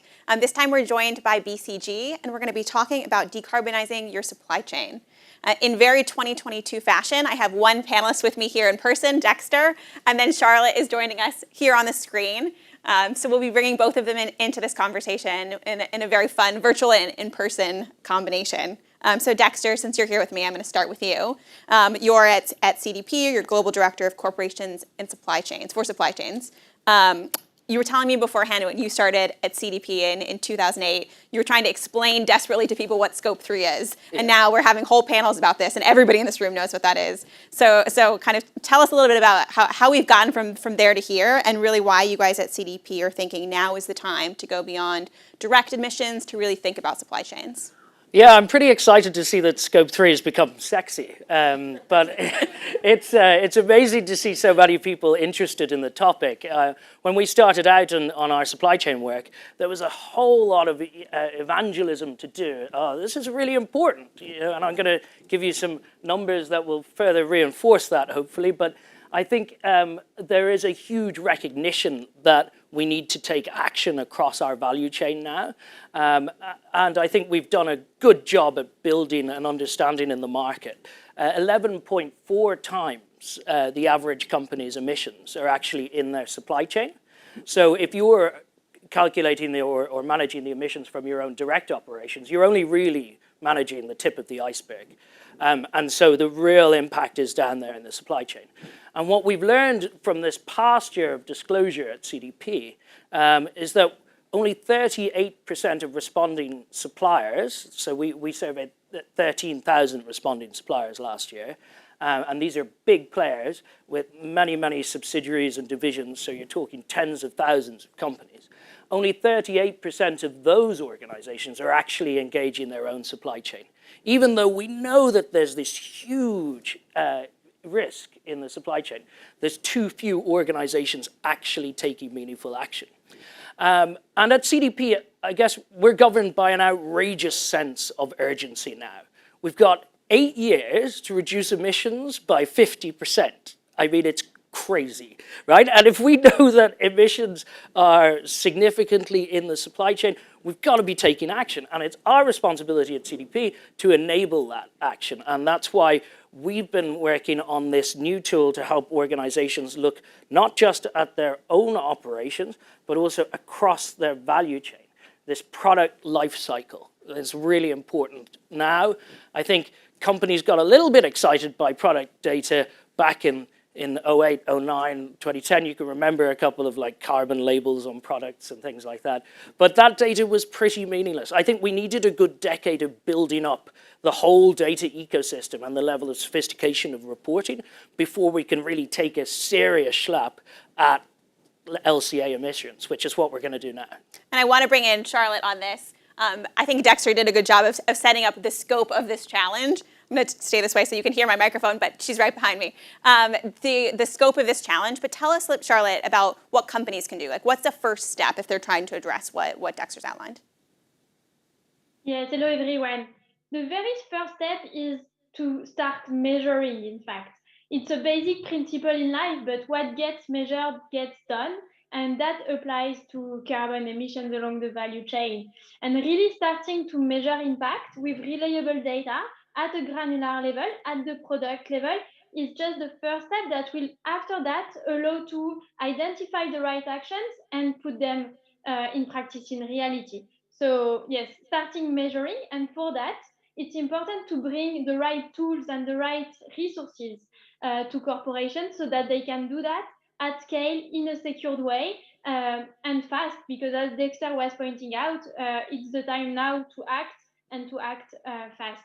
And this is why with CDP, we are very proud to partner to be building a CO2 AI product ecosystem, which is a data sharing platform, AI powered, to really enable the next level of sustainability data sharing across value chains. Fantastic. And I think Charlotte gave a little bit of an allusion to the partnership that you guys have really built together. But talk to us more, Dexter, about how this partnership is helping to capture Scope 3 emissions. Yeah, so at CDP, we started our supply chain program back in 2008. And the idea was simple. For years, we'd been collecting data from large listed corporations on climate, water, and deforestation. Walmart came to us and said, listen, that questionnaire that you've been asking us to respond to on behalf of our investors, can we send that to our suppliers? So then we started our supply chain program. And that came out roughly at the time that we started working, well, WBCSD and WRI were convening the Scope 3 protocol, right? So that was the standard that governs this whole area. And there's two sides to that. There's corporate level reporting, and then there's the value chain product lifecycle standard. We always had the product questions in the CDP questionnaire, but we didn't focus on it. Like I mentioned earlier, there was a strong belief on our side that we needed to build up company level reporting in the first instance, so that organizations are familiar with this information and can gather this and report it and get it verified, and it starts to improve. But now is the time really for us to either really take action on the product piece or not play in that space. And so we worked with BCG to identify how we could bring a more engaging tool to the market. Those of you that are familiar with the CDP platform will probably know that's somewhat challenging at times. And we get a lot of people struggling through that. And the need for product level data is you have to have a digital experience to do that. You can't do it in the kind of traditional disclosure format that we've had at CDP. So that's why we're super excited to team up with the BCG guys, who have been really just phenomenal at building out the technology. I haven't experienced it before, but I was like, if I want to change, I want to add life cycle stages to a product, they just build it and it's there. I didn't think that was possible, but it is. So that was fun. Amazing. And Charlotte, for you, I want to know, why have just a few companies been able to do this? Why are they struggling still to kind of tackle this product level footprint measurement? Well, if I summarize, I think there were 3 key pain points. The first one is just the data issues. You know, getting quality data, comparable data with the right standards. There is a second issue, which is the scale effect. If you want to exchange data at product level, when you are a large corporation, you need to be able to exchange, in fact, tens of thousands of data points. So you cannot do it in an Excel or in a manual way. And the third thing was security of the data, sensitivity of this data, because those are data that suppliers or customers along the value chain care about, and it needs to be exchanged in a secured way. And this is why bringing technology to be able to solve this pain point is key. The platform that we are building with Dexter is going to be a platform that solves all these issues. For example, in terms of data quality, as Dexter was explaining, we are helping the corporations to make sure that the data they share is a good data with the right quality. We are doing some confidence scoring, some data checks enabled by artificial intelligence to bring up the quality of the data and also to make it comparable and following the standards that Dexter is telling us to apply, and we code just what Dexter is telling us to code. But basically, we're really solving and helping to solve through technology the data issues. The second thing is the scalability effect. With a tech platform, suddenly you can exchange a lot more data than what you're able to do manually, right? And the third thing is security, and here it's very close to our hearts.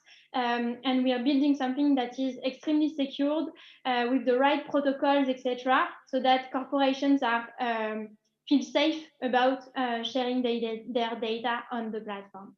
And really, the logic is to, through this technology platform, solve the pain points that were preventing this data sharing and collaboration to happen, and foster a lot more discussion on actions and how to collaborate on the decarbonization.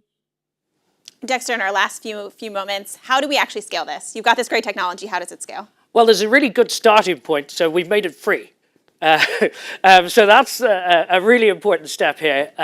The goal is to get as many organizations as possible around the world engaged with producing life cycle data and identifying the hotspots in their own value chains so they can really take action. That's what it's all about. We're trying to facilitate action at scale, urgent action at scale, right? So making it free was pretty much the first step. And then we will use that and hopefully start to replace the current life cycle questions in the CDP questionnaire, phase that out, and push companies into this product life cycle tool, which will really help. Very exciting. Thank you, Dexter. Thank you, Charlotte. Thank you, everyone. And thank you to the BCCG. Thank you. Thank you all. Please welcome to the stage Sandrine Sommer, Chief Sustainability Officer at Moët Hennessy, Mark Van Baal, founder of Follow This, and Nat Whaley, CEO and co-founder of Organize, for a conversation with Bloomberg Green's Akshat Rati.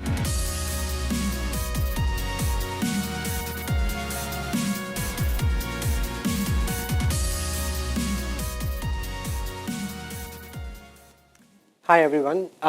One thing that I don't have to explain to you guys at all anymore is net zero by 2050. And it's remarkable that I don't have to do that, because just 3 years ago, I would have had to do that. Now everybody knows what net zero is.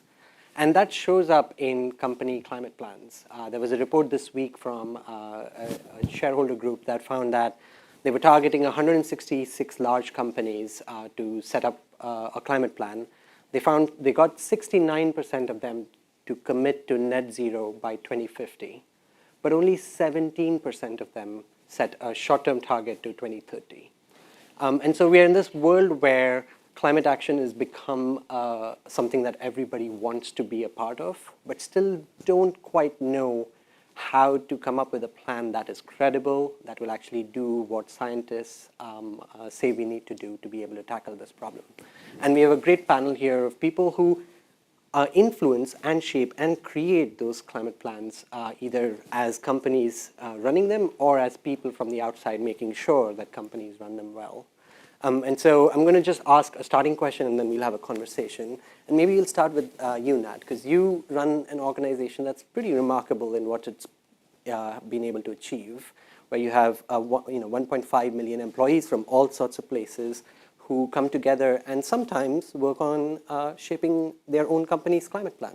Is there an example that sort of explains how it all works? Yeah, so I'll give you a quick potted background to organise. So I run a network of over 1 million workers here in the UK, and we give workers the tools, the network and the confidence to improve their lives at work. So if you think of something like Facebook or LinkedIn, that's a network that's built on top of a social graph, so that's who you know socially. Something like Nextdoor.com is built on a local graph, so people who live near you but you might not know them. We have a network on top of a worker graph, so we map people by their employment status, their industry and their workplace. So they're able to talk to colleagues they might never have met, team up and then raise issues and get them addressed at the top level, so mainly we're targeting company boards. So the example I wanted to talk you through was we have a bunch, like tons of Amazon workers here in the UK. And an Amazon worker in one warehouse up in the north of England was seeing a huge pile of perfectly good TVs, washing machines, chocolate, champagne, all sorts being sent to landfill or the incinerator. And they were walking past this every day. Some of them were having to load the lorries that were sending these goods off. They were things that had been returned. And it was basically cheaper, as we understand it, to get rid of them than it was to do anything else with them. And the worker thought this was outrageous, was super angry about it, but was like, is it just me? Maybe it's just my warehouse? I have no idea. So he ran a survey on Organise to ask the other Amazon workers in our network, is this something you see? And very quickly, in the space of about 48 hours, they had more than 200 examples of warehouses across the country that were doing the same. So they started a petition and they gathered more than 40,000 signatures to raise it up the chain at Amazon. And Amazon's first response was, oh, you've misunderstood, it's not really a problem. And I think this is something we see a lot, is companies' first reaction being like, oh, you don't have the context we have. But the reality is these workers who are living it and they're seeing it, they often have a lot more context than you might have at board level. And that's where it gets really exciting. So they started to take, they took some cameras in, so they took their phones in and filmed, which they're not allowed to do at Amazon very often. So they filmed the types of goods that were being loaded into the lorries, and then they spent a month tracking the volume of goods that were being sent to landfill or the incinerator. And we worked with ITV to do the investigation, and they found that 300,000 items every week were being destroyed.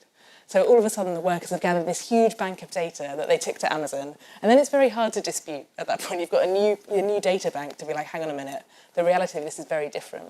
And what I love about that, and so Amazon changed their policy, not just in the UK, but also in France and Spain.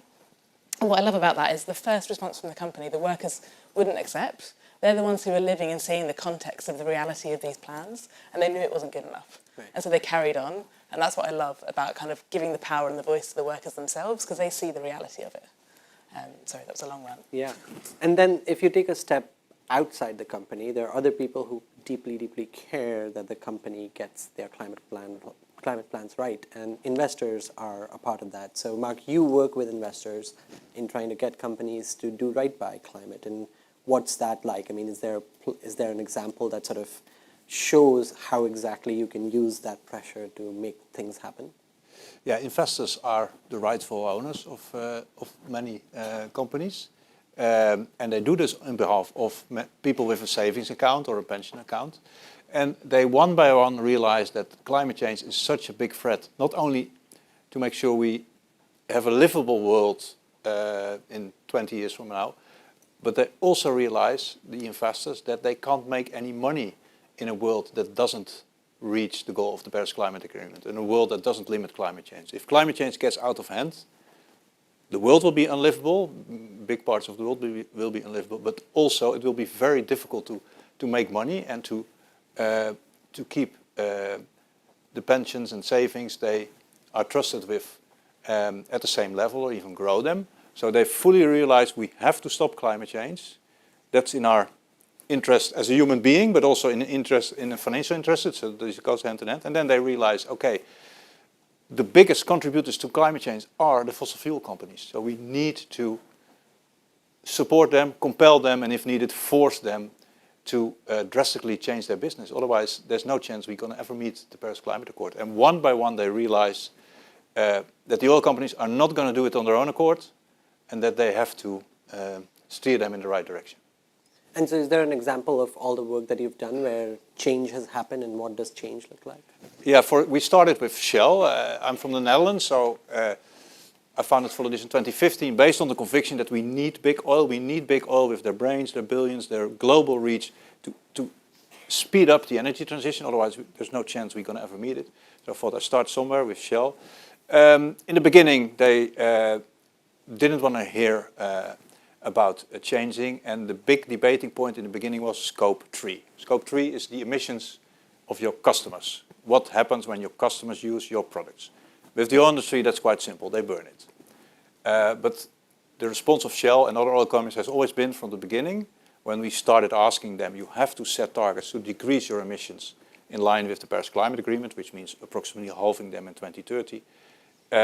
Not only your own emissions, but especially the emissions of your customers. And they said, no, our customers, that's not our responsibility. And because investors started voting for a shareholder resolution, which we put on the agenda of the annual shareholders meeting, because investors, big institutional investors, started voting for that, Shell set a target for Scope 3. They initially promised to halve their emissions by 2050. Now they even say net zero by 2050. So they really did something that they really didn't want to do, and that's setting a target for Scope 3. That's really crossing the Rubicon. And BP, Equinor, where we also filed a resolution, the exact same pattern happened. Scope 3 is not our problem. Shareholders vote against this resolution. Shareholders voted for the resolution, and they set a Scope 3 target. In the US with Chevron, exactly the same happened. So now we've basically proven that this approach works, that you can basically get these boards to do something they don't want to do. And now the next step is, of course, that they not only make promises for 2050, because that's quite easy. I'm in my 80s, these guys are in their 90s then. That's an easy promise. They have to take action now and make a good plan for the next 10 years. Yeah. So that's the next step. And investors are more and more realizing that this needs to be done. Right. And then, Sandrine, you hear from lots of different, I mean, as a chief sustainability officer, you have pressure sometimes from employees, sometimes from investors, sometimes from your own board. You'd have maybe the chief executive has some interest, the financial officer has some interest. You have to combine all that, take the science in consideration, and then come up with a plan. You know, how do you tackle those different influences to come up with a plan?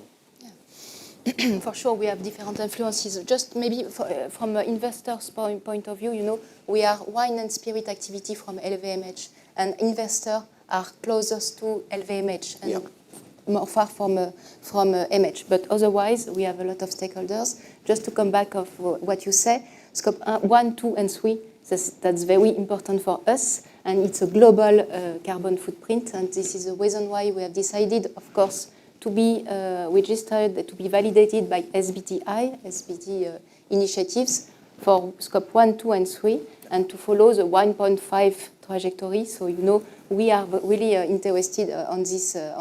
So you're part of the subject. 17% of the companies that have done it. Yeah, yes, we are in the small part maybe of the company. I think more and more companies have some close target, you know, 2030 target. Yes. And we have decided to reduce by half our carbon emission for. And for a company like yours, it's a lot more difficult to estimate what exactly happens when your customers use your products. For an oil major, that's quite simple. For you, it's much more difficult. So it's good you give the example to them that it's possible. Yeah. From customers, and we have a stakeholder which is really important for us, is our suppliers. You know, because for example, if we are looking for the main emission are coming from packaging for our activity, you know, and packaging, we are selling a lot of glass bottle, and glass is a fantastic material because it is recyclable, and we don't find them normally in incinerator at the end of life.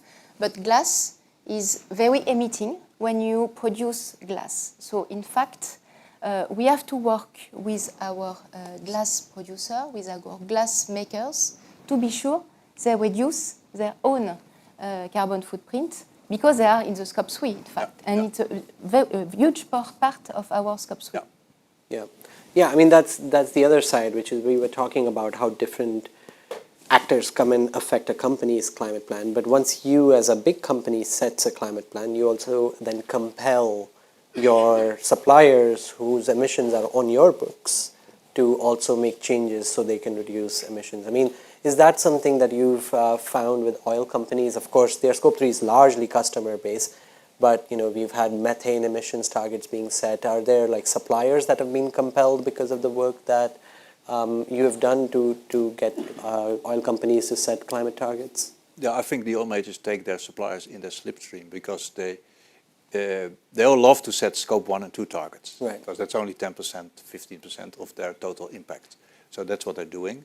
And of course, their suppliers have to follow them. They're huge companies. They have quite a strong buying power. So I think most suppliers just have to do what they're told and decreasing their emissions. So that's a big part of getting the suppliers moving. But the elephant in the room stays the Scope 3 part of the burning of fossil fuels. Now, one thing that happens with climate plans, and I write about them very often, is that there's a lot of jargon. Already we've explained some of that jargon as we've talked about it, but does that filter down to the people who also need to care about these things? So Nat, maybe this is an example that you could try and give us how, like, workers who are doing things that may have nothing to do with climate, they probably read news stories about how climate change is going to affect the world and maybe them. How does that filter up to them actually doing something about it? I think that's a really good question. I think one of the things we see, if you asked workers, like if you were down the pub with a friend and you said, how do we make this pub more sustainable? They probably really struggle to answer the question. But if you ask them, how do we make this pub better? They might be like, oh, actually that corner's really cold. And then, actually, we want to increase the insulation and reduce the heat in the pub, right? So the same principle applies when you're talking with workers. So we have a weekly survey that goes out to 10% of our membership each week, just asking, what do you like from work that would make it better? And that's where a lot of the climate and sustainability ideas come from. But it's not from a lens of sustainability. It's just from a lens of improving my life at work, my day at work, what I'm doing. So we had an example of Network Rail have changed how they allocate vans to their engineers who are going out, which on paper looks great because they're doing less miles as vans, but the staff, because the van hubs are in places without public transport, the staff are still having to drive there and back. So they're actually driving significantly more miles, and in terms of their emissions, they're dramatically increased. Even though on paper it looks like the actual miles Network Rail vans are doing is reduced, the actual miles being done nationwide are increasing. And then in terms of the workers themselves, to make it better, they would rather just have their vans back and be able to drive directly to jobs again. But they probably wouldn't think of that as a sustainability solution. That's just a practical solution. Right. And I think there's an interesting synergy between the things that are quite practical are often quite sustainable. Right. So making sure we're not talking in terms that exclude the people who probably have the best ideas. And the same question for you, Sandrine. Like, when you talk to suppliers that you have to, look, we've set a climate plan, now you have to, because without you, we won't be able to succeed. What are the kinds of things that you have to explain to them to get them to actually change their ways as well? In fact, it depends the size, of the supplier. It's not the same if you are talking about this subject with a big player, as I said, rather than a small one. So we don't say you have to. First of all, we say we are in the same boat, and the thing is we have to onboard everybody. So the first thing is to place this subject as a strategic one. So now we have not just supplier business review, but supplier business and sustainability review. So that's very important, to always place the subject at the heart of the strategy. So first of all, it's something which is existing everywhere right now, and we, for sure, even if we don't say you have to, we push them. And we explain our trajectory. We explain our commitment to decrease by half. So for sure, they understand that because they are quite half of our part of our carbon footprint, they have to do quite the same. And again, I think it's very important to understand it's a collective work. So for example, if we want to decrease the emission for a glass bottle, first of all, we have to work on it. We have to decrease the weight, maybe the shape of the bottle, and otherwise they have to work on their energetic mix, of course, to produce this bottle. So it's really a collective work, I think, and this is the only way in order to go further. Yeah, I mean, that's quite interesting that you will have to work at the design level. So you're not just working with them saying, you need to do this, but because the changes they make will affect your product and the look of your product, that would make a difference, right?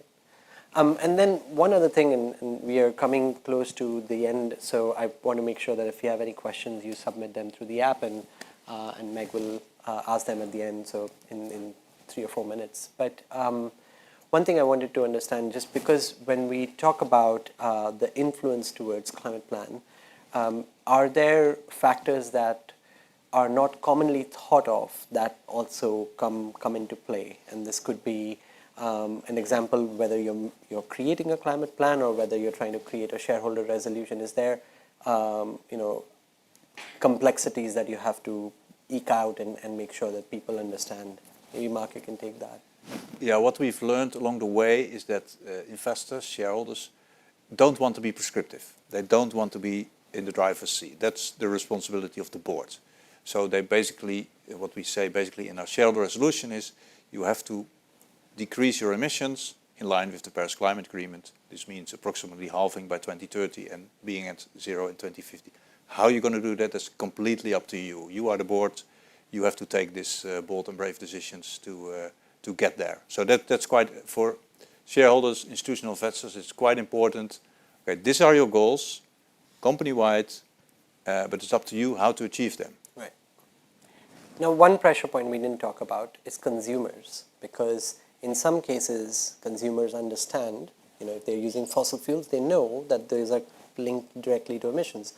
But in most cases, they don't know whether things are connected to emissions. So in your case, your products directly interact with consumers.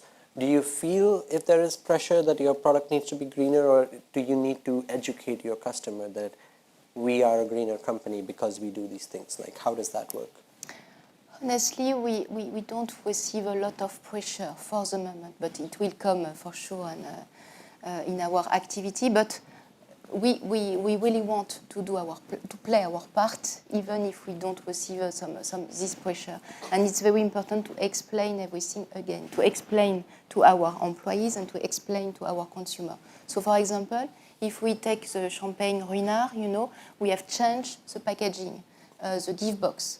Before it was a gift box in cardboard, like a square one, and we changed in what we call the second skin, so something really fit to the product with a recycled cardboard, and we explain to the consumer why this packaging is better for the planet, because it is 100% recyclable, it's less cardboard, and less packaging at the end. So we explain that, and we receive a lot of good, of course, a good feedback from consumer that we explain everything. And just to come back, because we clearly focus on climate, but I think we have not to forget, and very often, to connect climate and biodiversity and the loss of biodiversity.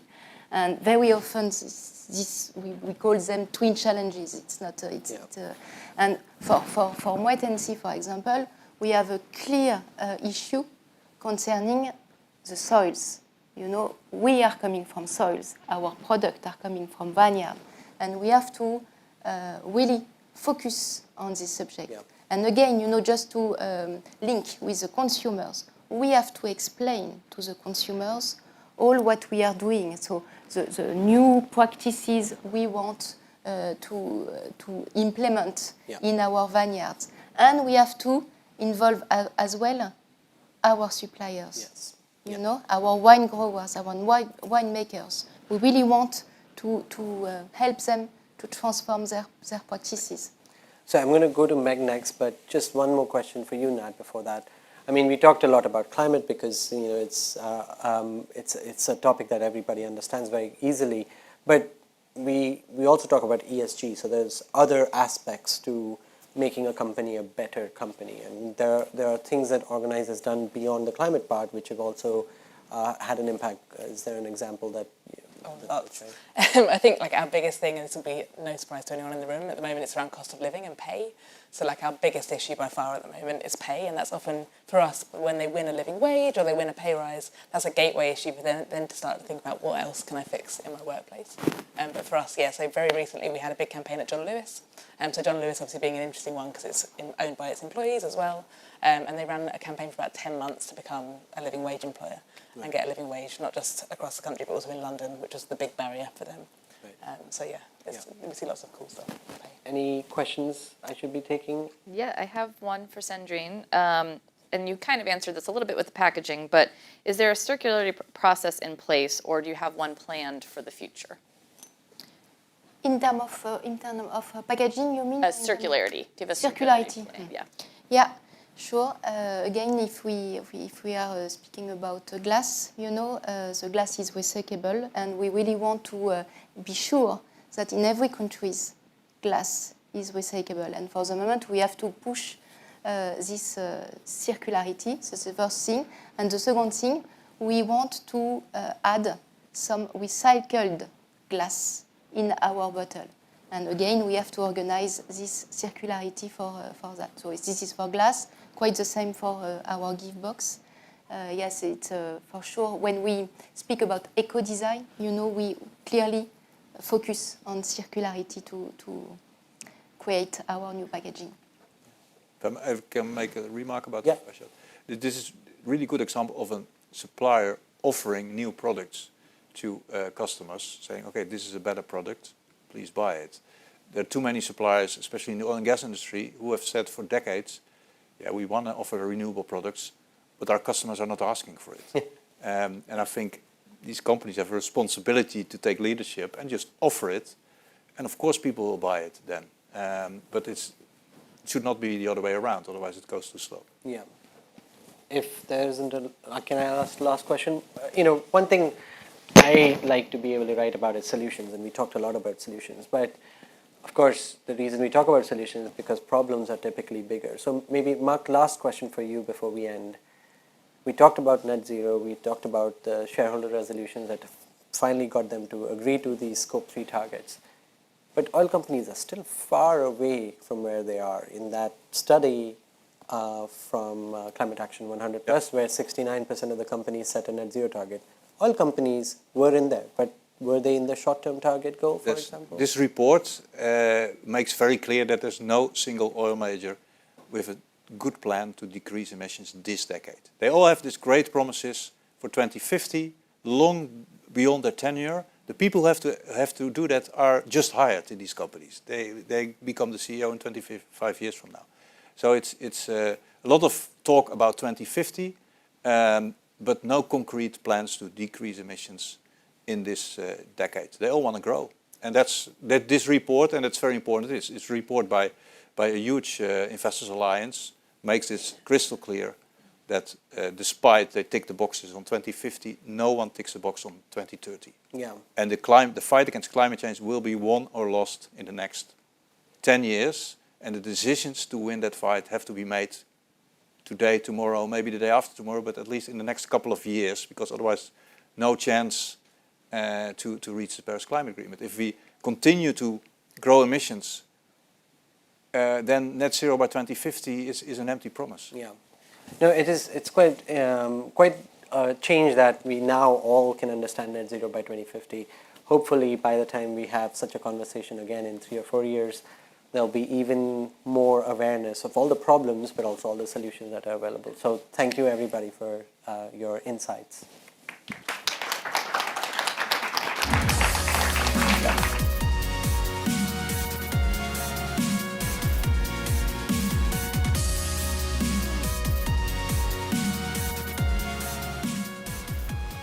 All right. Thank you guys so much for that great conversation. We have one session left between us and cocktails. And this was earlier this week. Our Francine Lacroix caught up with ISSB Chair Emmanuel Faber to talk about the Standard Setting Board's new proposed disclosures that just came out. So it's a great one. And then we're off to cocktails. So here's their conversation. Emmanuel Faber, thank you so much for joining us today. I mean, Thanks there's for so having me. much to talk about in terms of reporting, environmental, societal and governance reporting is at the moment, I would say, pretty erratic and a little bit difficult to get a grapple on. And this is where you come in trying to unite it, but also make something that's binding rules. What's your main challenge in trying to achieve this goal? That's a really good question. Thanks for having me first, because today is an important day for us. And I'd say the main challenge is that everybody recognizes that capital markets today do not count everything that counts. And one way or the other, there is an understanding that sustainability issues may be material to investors' decisions on how they allocate capital. And today there is like an alphabet soup of many, many standards and reporting standards, etc. So what the IFRS Foundation has learned from a consultation to its stakeholders is that it could play a role in trying to bring everyone with a unit set of global baseline and building blocks on the themes of environment and social and governance topics in the near future. So that's really what we're doing. And the challenge is, of course, that you need to be as precise as possible for the standard to work, and yet these are topics that by definition they are not about financials and accounting, so they are more difficult to grab and grasp, and this is where I think that delicate balance needs to happen. So how do you bring that rigor? Again, I know you're going to consultations. How difficult is it to have a set of rules for financials that also takes account how companies are not doing bad for the environment and the society? Yes, I think first of all we build from the IASB work, which has the IFRS accounting system, which are adopted by 140 different jurisdictions around the world, and so we really build from that. And then our scope is really about any information about sustainability that is material to investors' decision on capital allocation. And so the rigor is in ensuring, first of all, that we start from the frameworks that have been the most established and solid over the last several years. So we're building from, as an answer to the request from G20 leaders who started with the Task Force for Climate-Related Financial Information, the TCFD disclosures. So we implement that framework in terms of governance, strategy, risks, targets, and metrics for companies. So that brings solid rigor. We also start from climate, and on climate we start with the Greenhouse Gas Protocol, which is a widely recognized protocol to measure the emissions from entities that we report on our standards. So you start with climate change. Yes. What's next after that, and how do you choose? Yeah, well, next is going to be a matter of agenda consultation, because the Foundation and the ISSB, the International Sustainability Standard Board, which I represent, will work on the basis of what the market needs are. And the consultation said climate first, but not climate only. So in the second half of this year, after the current consultation on the general requirement and on climate, we'll come back to the market and tell and ask them what next. And actually, already this consultation will, I think, inform us on that as well. I mean, this is really to have a coherent sustainability reporting standards. And of course, what you come up with will heavily impact the IASB. But the U.S. jurisdiction is not involved in that. So, does the ISSB impact U.S. investors more? Well, that's a really interesting question, because that's part of the challenges and the opportunities as well. Yeah. I think the fundamental approach to the IASB work so far has really been through a jurisdictional approach. So basically, countries would look at our standards, and in principle, they would be adopting those standards. They look at the next standard, and they use it in their jurisdiction. They make it mandatory. But I think today there is also another opportunity, in particular when it comes to climate, but even beyond that, which is direct market adoption, market participants. So investors, companies that have already embarked, for instance, in the US, there is this fantastic SASB standards that are industry specific and that we expect to consolidate in a few months with them. The SASB standards are used by thousands of companies. So we expect that on top of jurisdictional adoption of our metrics and standards, there could be direct market adoption. And this is probably where there will be a combination with what the SEC has put out for consultation in their ruling, in particular in climate, on which we could be complementary, bringing additional requirements, which in total would fully meet investors' needs when it comes to climate in this particular Emmanuel, case. do you think the US will adopt your standards? And are there ongoing conversations? I know we're just at the beginning, and it's a very ambitious project. I don't think the US will adopt from a legal standpoint. I don't think the SEC is going to say, let's take and embark everything. But we are working in order to make sure with jurisdictions, including the US, in order to make sure that our standards are going to be supplemental, complementary, compatible with their rulings. And this is where there is this dual approach of jurisdictional dialogue and engagement and market dialogue and engagement for us. So the dual approach is also the IASB responsible for financial accounting, and then the ISSB, which you're in charge of, responsible for ESG. So how will the two boards interact? Well, that's a really good question. Thank you. And because I think that's one of the strengths of our proposal, which is to really build from the accounting. So we start there. And that means that our standards are not going to be in a limbo somewhere. In many ways, the first requirement, the general requirement that we're putting up for consultation today is the equivalent of the AIS 1. So it's the foundational work. And a lot of the AIS structure has been put into this so that the connectivity is there. And this is just an illustration of how connected the work of the two boards are going to be, because I'm starting to have questions from preparers and investors as to, well, if you go as far as measuring the material impact on the company's enterprise value of sustainability, maybe at some point it's got to be translated into the financial statements. And that's a very fair question. And I think over time... Will it? I think over time that's really a discussion that needs to take place, yes, because obviously if you start having an even clearer structure of reporting on risks and opportunities, for instance, you would expect that the risk committees of boards and the audit committees of corporate boards would like to see that, and if they see that, maybe gradually there will be a clearer topic for providing for that into the account themselves. That's not our remit, but that's clearly where the two boards are going to be very connected to make sure that the reporting is without any disconnect, but any overlap either that is not intended, to make sure that the cost of reporting in total and the readability for investors is going to be optimal. Do you worry that if the focus is too narrow on financials, you'll miss the bigger picture of just looking at companies that do bad for the environment? No, I don't worry, because I don't have to worry, because the remit of the IFRS Foundation is really, it's a general public foundation working for the interest of capital markets. And I personally believe that, if a couple of years' time from now, our standards are moving the prices and moving the capital allocation because of the impact that sustainability topics have on companies, we would do our part in making sure that the climate transition, that is an obvious thing that needs to happen, is done in sync with finance, and finance has got the right tools, the appropriate tools to make their own decisions about it. And that's where we are.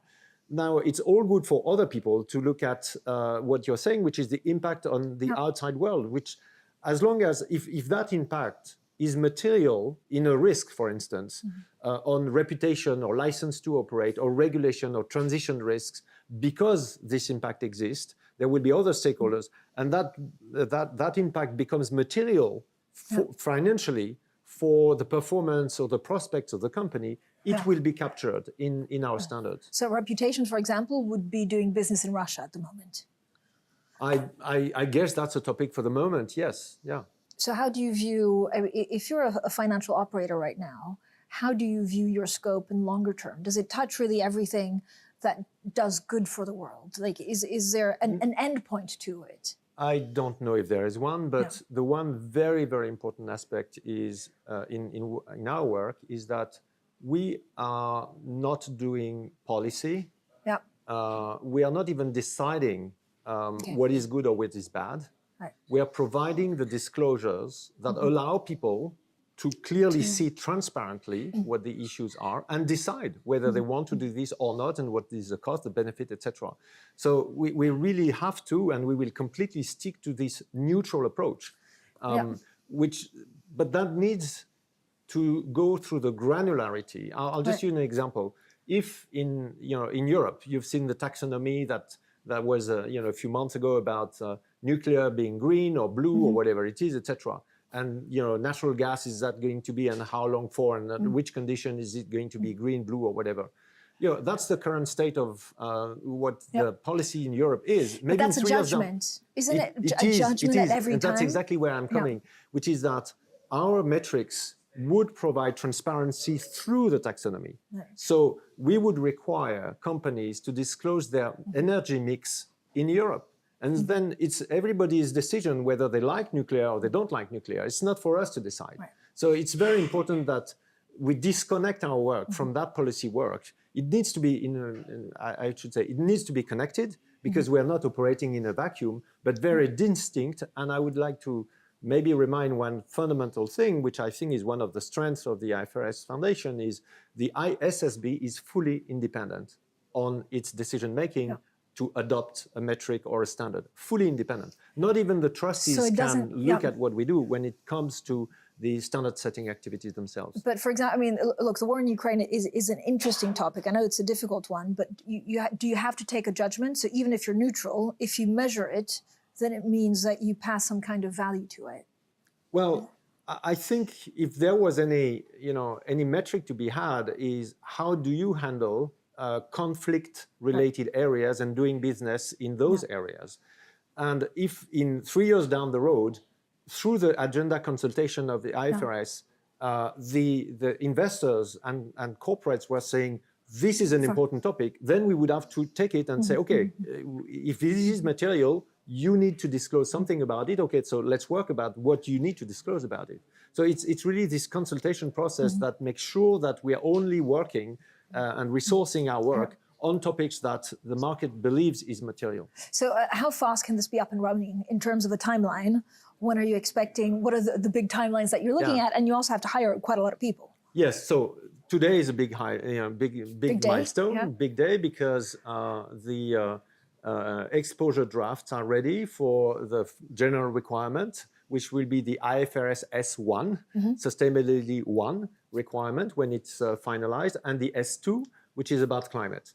So we are opening a 120 days period for consultation, and I really encourage the participants of this conference, if they are stakeholders and if they have an opinion, to participate in our consultation. And actually not only our consultation, but there are other jurisdictions out for consultation right now. Europe will be in a few weeks' time probably. The US is already. So it's very important to give clarity and coordinated approach, because we will learn a lot. There is a momentum in this that is important to use to make sure that we are as relevant as possible. After that 120 period, which is back end of July, the board, the ISSB, will be quorate and will be working on the feedback. And depending on feedback, we continue to believe that end of this year is probably the right period where we think we can land the general requirement and the climate ready for adoption. Emmanuel, talk to me about the ESG data field. Why is it so messy? Is there a danger that it's to the company's advantage if it's very difficult to measure? And that's why in 2022, for the moment, it's still a little bit all over the place. Yeah, it is all over the place. We are trying to do our part, if I may. We have clarified a few very important things. One of the broadest used standard is SASB. It started from the US, but they have a global reach as well. And we are progressing towards the consolidation of the SASB standards and the international, Integrated Reporting Council, part of the Value Reporting Foundation, both of them. That was announced in the COP26.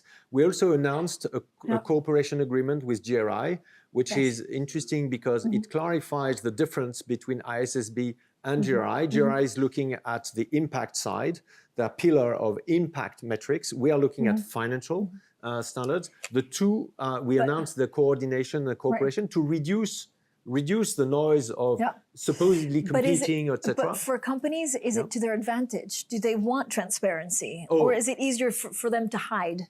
No, I think, again, I think, I'll put it this way. I don't know a CEO of a large corporate, and I know quite a few, that today are not worried about not being able to take sustainability issues as part of their strategy because they are lacking the tools to discuss that with their board and to discuss that with their investors. And they know it's coming. You know, a whole set of industries are facing that wall, that cliff, whatever you want. You know, and whether that's agriculture, because carbon should be in the soil instead of being emitted through regenerative agriculture, you need to change that. You need to invest for that. And for that, you need to have the metrics that allow you to discuss with your investors. So, you know, there will always be, you know, people more or less paying attention to that. But the idea that greenwashing needs to stop is there, and it's big as a consensus. Even from shareholders? Because you have, I mean, you have personal experience where you were doing good, you were trying to do good. Yeah, but shareholders were fully supportive of that. The issue was a board issue, which again I think addresses why the TCFD recommendations are so important, because they start with governance. You know, the hard questions will be asked. Is your board spending enough time on climate? Is your board equipped with the expertise that it needs to do that? And is your board taking management accountable for what they do on climate? These are the questions. And so that's where I think that I can say that many, many investors realize that it is there. And I would add one very important thing, which is that beyond the retail, the institutional investors, the other providers of capital that are banks, for instance, they have the pressure from the central banks. You know, many central banks now have climate as part of their mandate for financial stability. And the FSB, the Financial Stability Board, has also a committee that deals with climate. And they need to be seeing through the portfolios where the decarbonation of the portfolio happen. So whether you like it or not, whether that's from bottom or from up, many sectors are under pressure to be able to report, in an appropriate manner about those sustainability issues. Emmanuel, we have a lot of chief executives watching. Given your personal experience, what would you say to a chief executive who wants to do good but is concerned about going too far and losing either the board or the shareholder base? Very simple, unfortunately. Adopt our standards, because those standards are based on a consultation where 700 market participants took place, which means thousands of participants to say, we need a climate standard first, and we need it fast. So we are in this momentum. I can say, and I can testify, talking to many of CEOs now, many investors as well, that they are expecting that metric to allow them to have this dialogue. And that dialogue will allow CEOs to rethink their investors with the need to manage enterprise value in the short, mid, and long term, and actually in the broader ecosystem of their value chain, investing for their farmers or in their mines operations, or talking to their customers about reducing their footprint, etc., in a manner that will be consistent. So I really believe that starting this discussion about our standards is going to be creating many opportunities for CEOs. Emmanuel, Faber, thank you so much for joining us. It's been my pleasure. Thank you so much for having me. Please welcome to the stage Meg Szabo, Senior Editor of Bloomberg Green and Sustainability Events.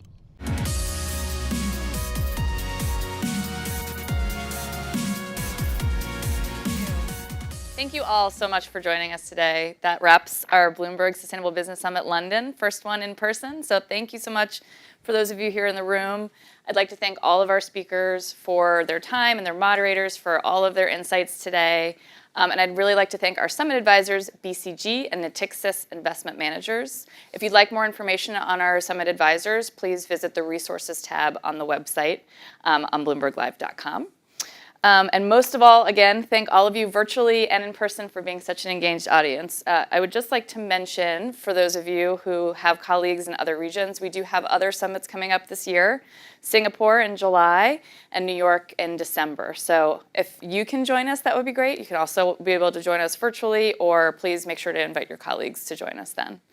For those of you here, we do have a cocktail reception, so please join us. And we do have a video booth set up where you can do some social videos. So we encourage you to have a couple of cocktails, maybe get a little social, and share with everybody there. So thanks again, and thank you all for your time.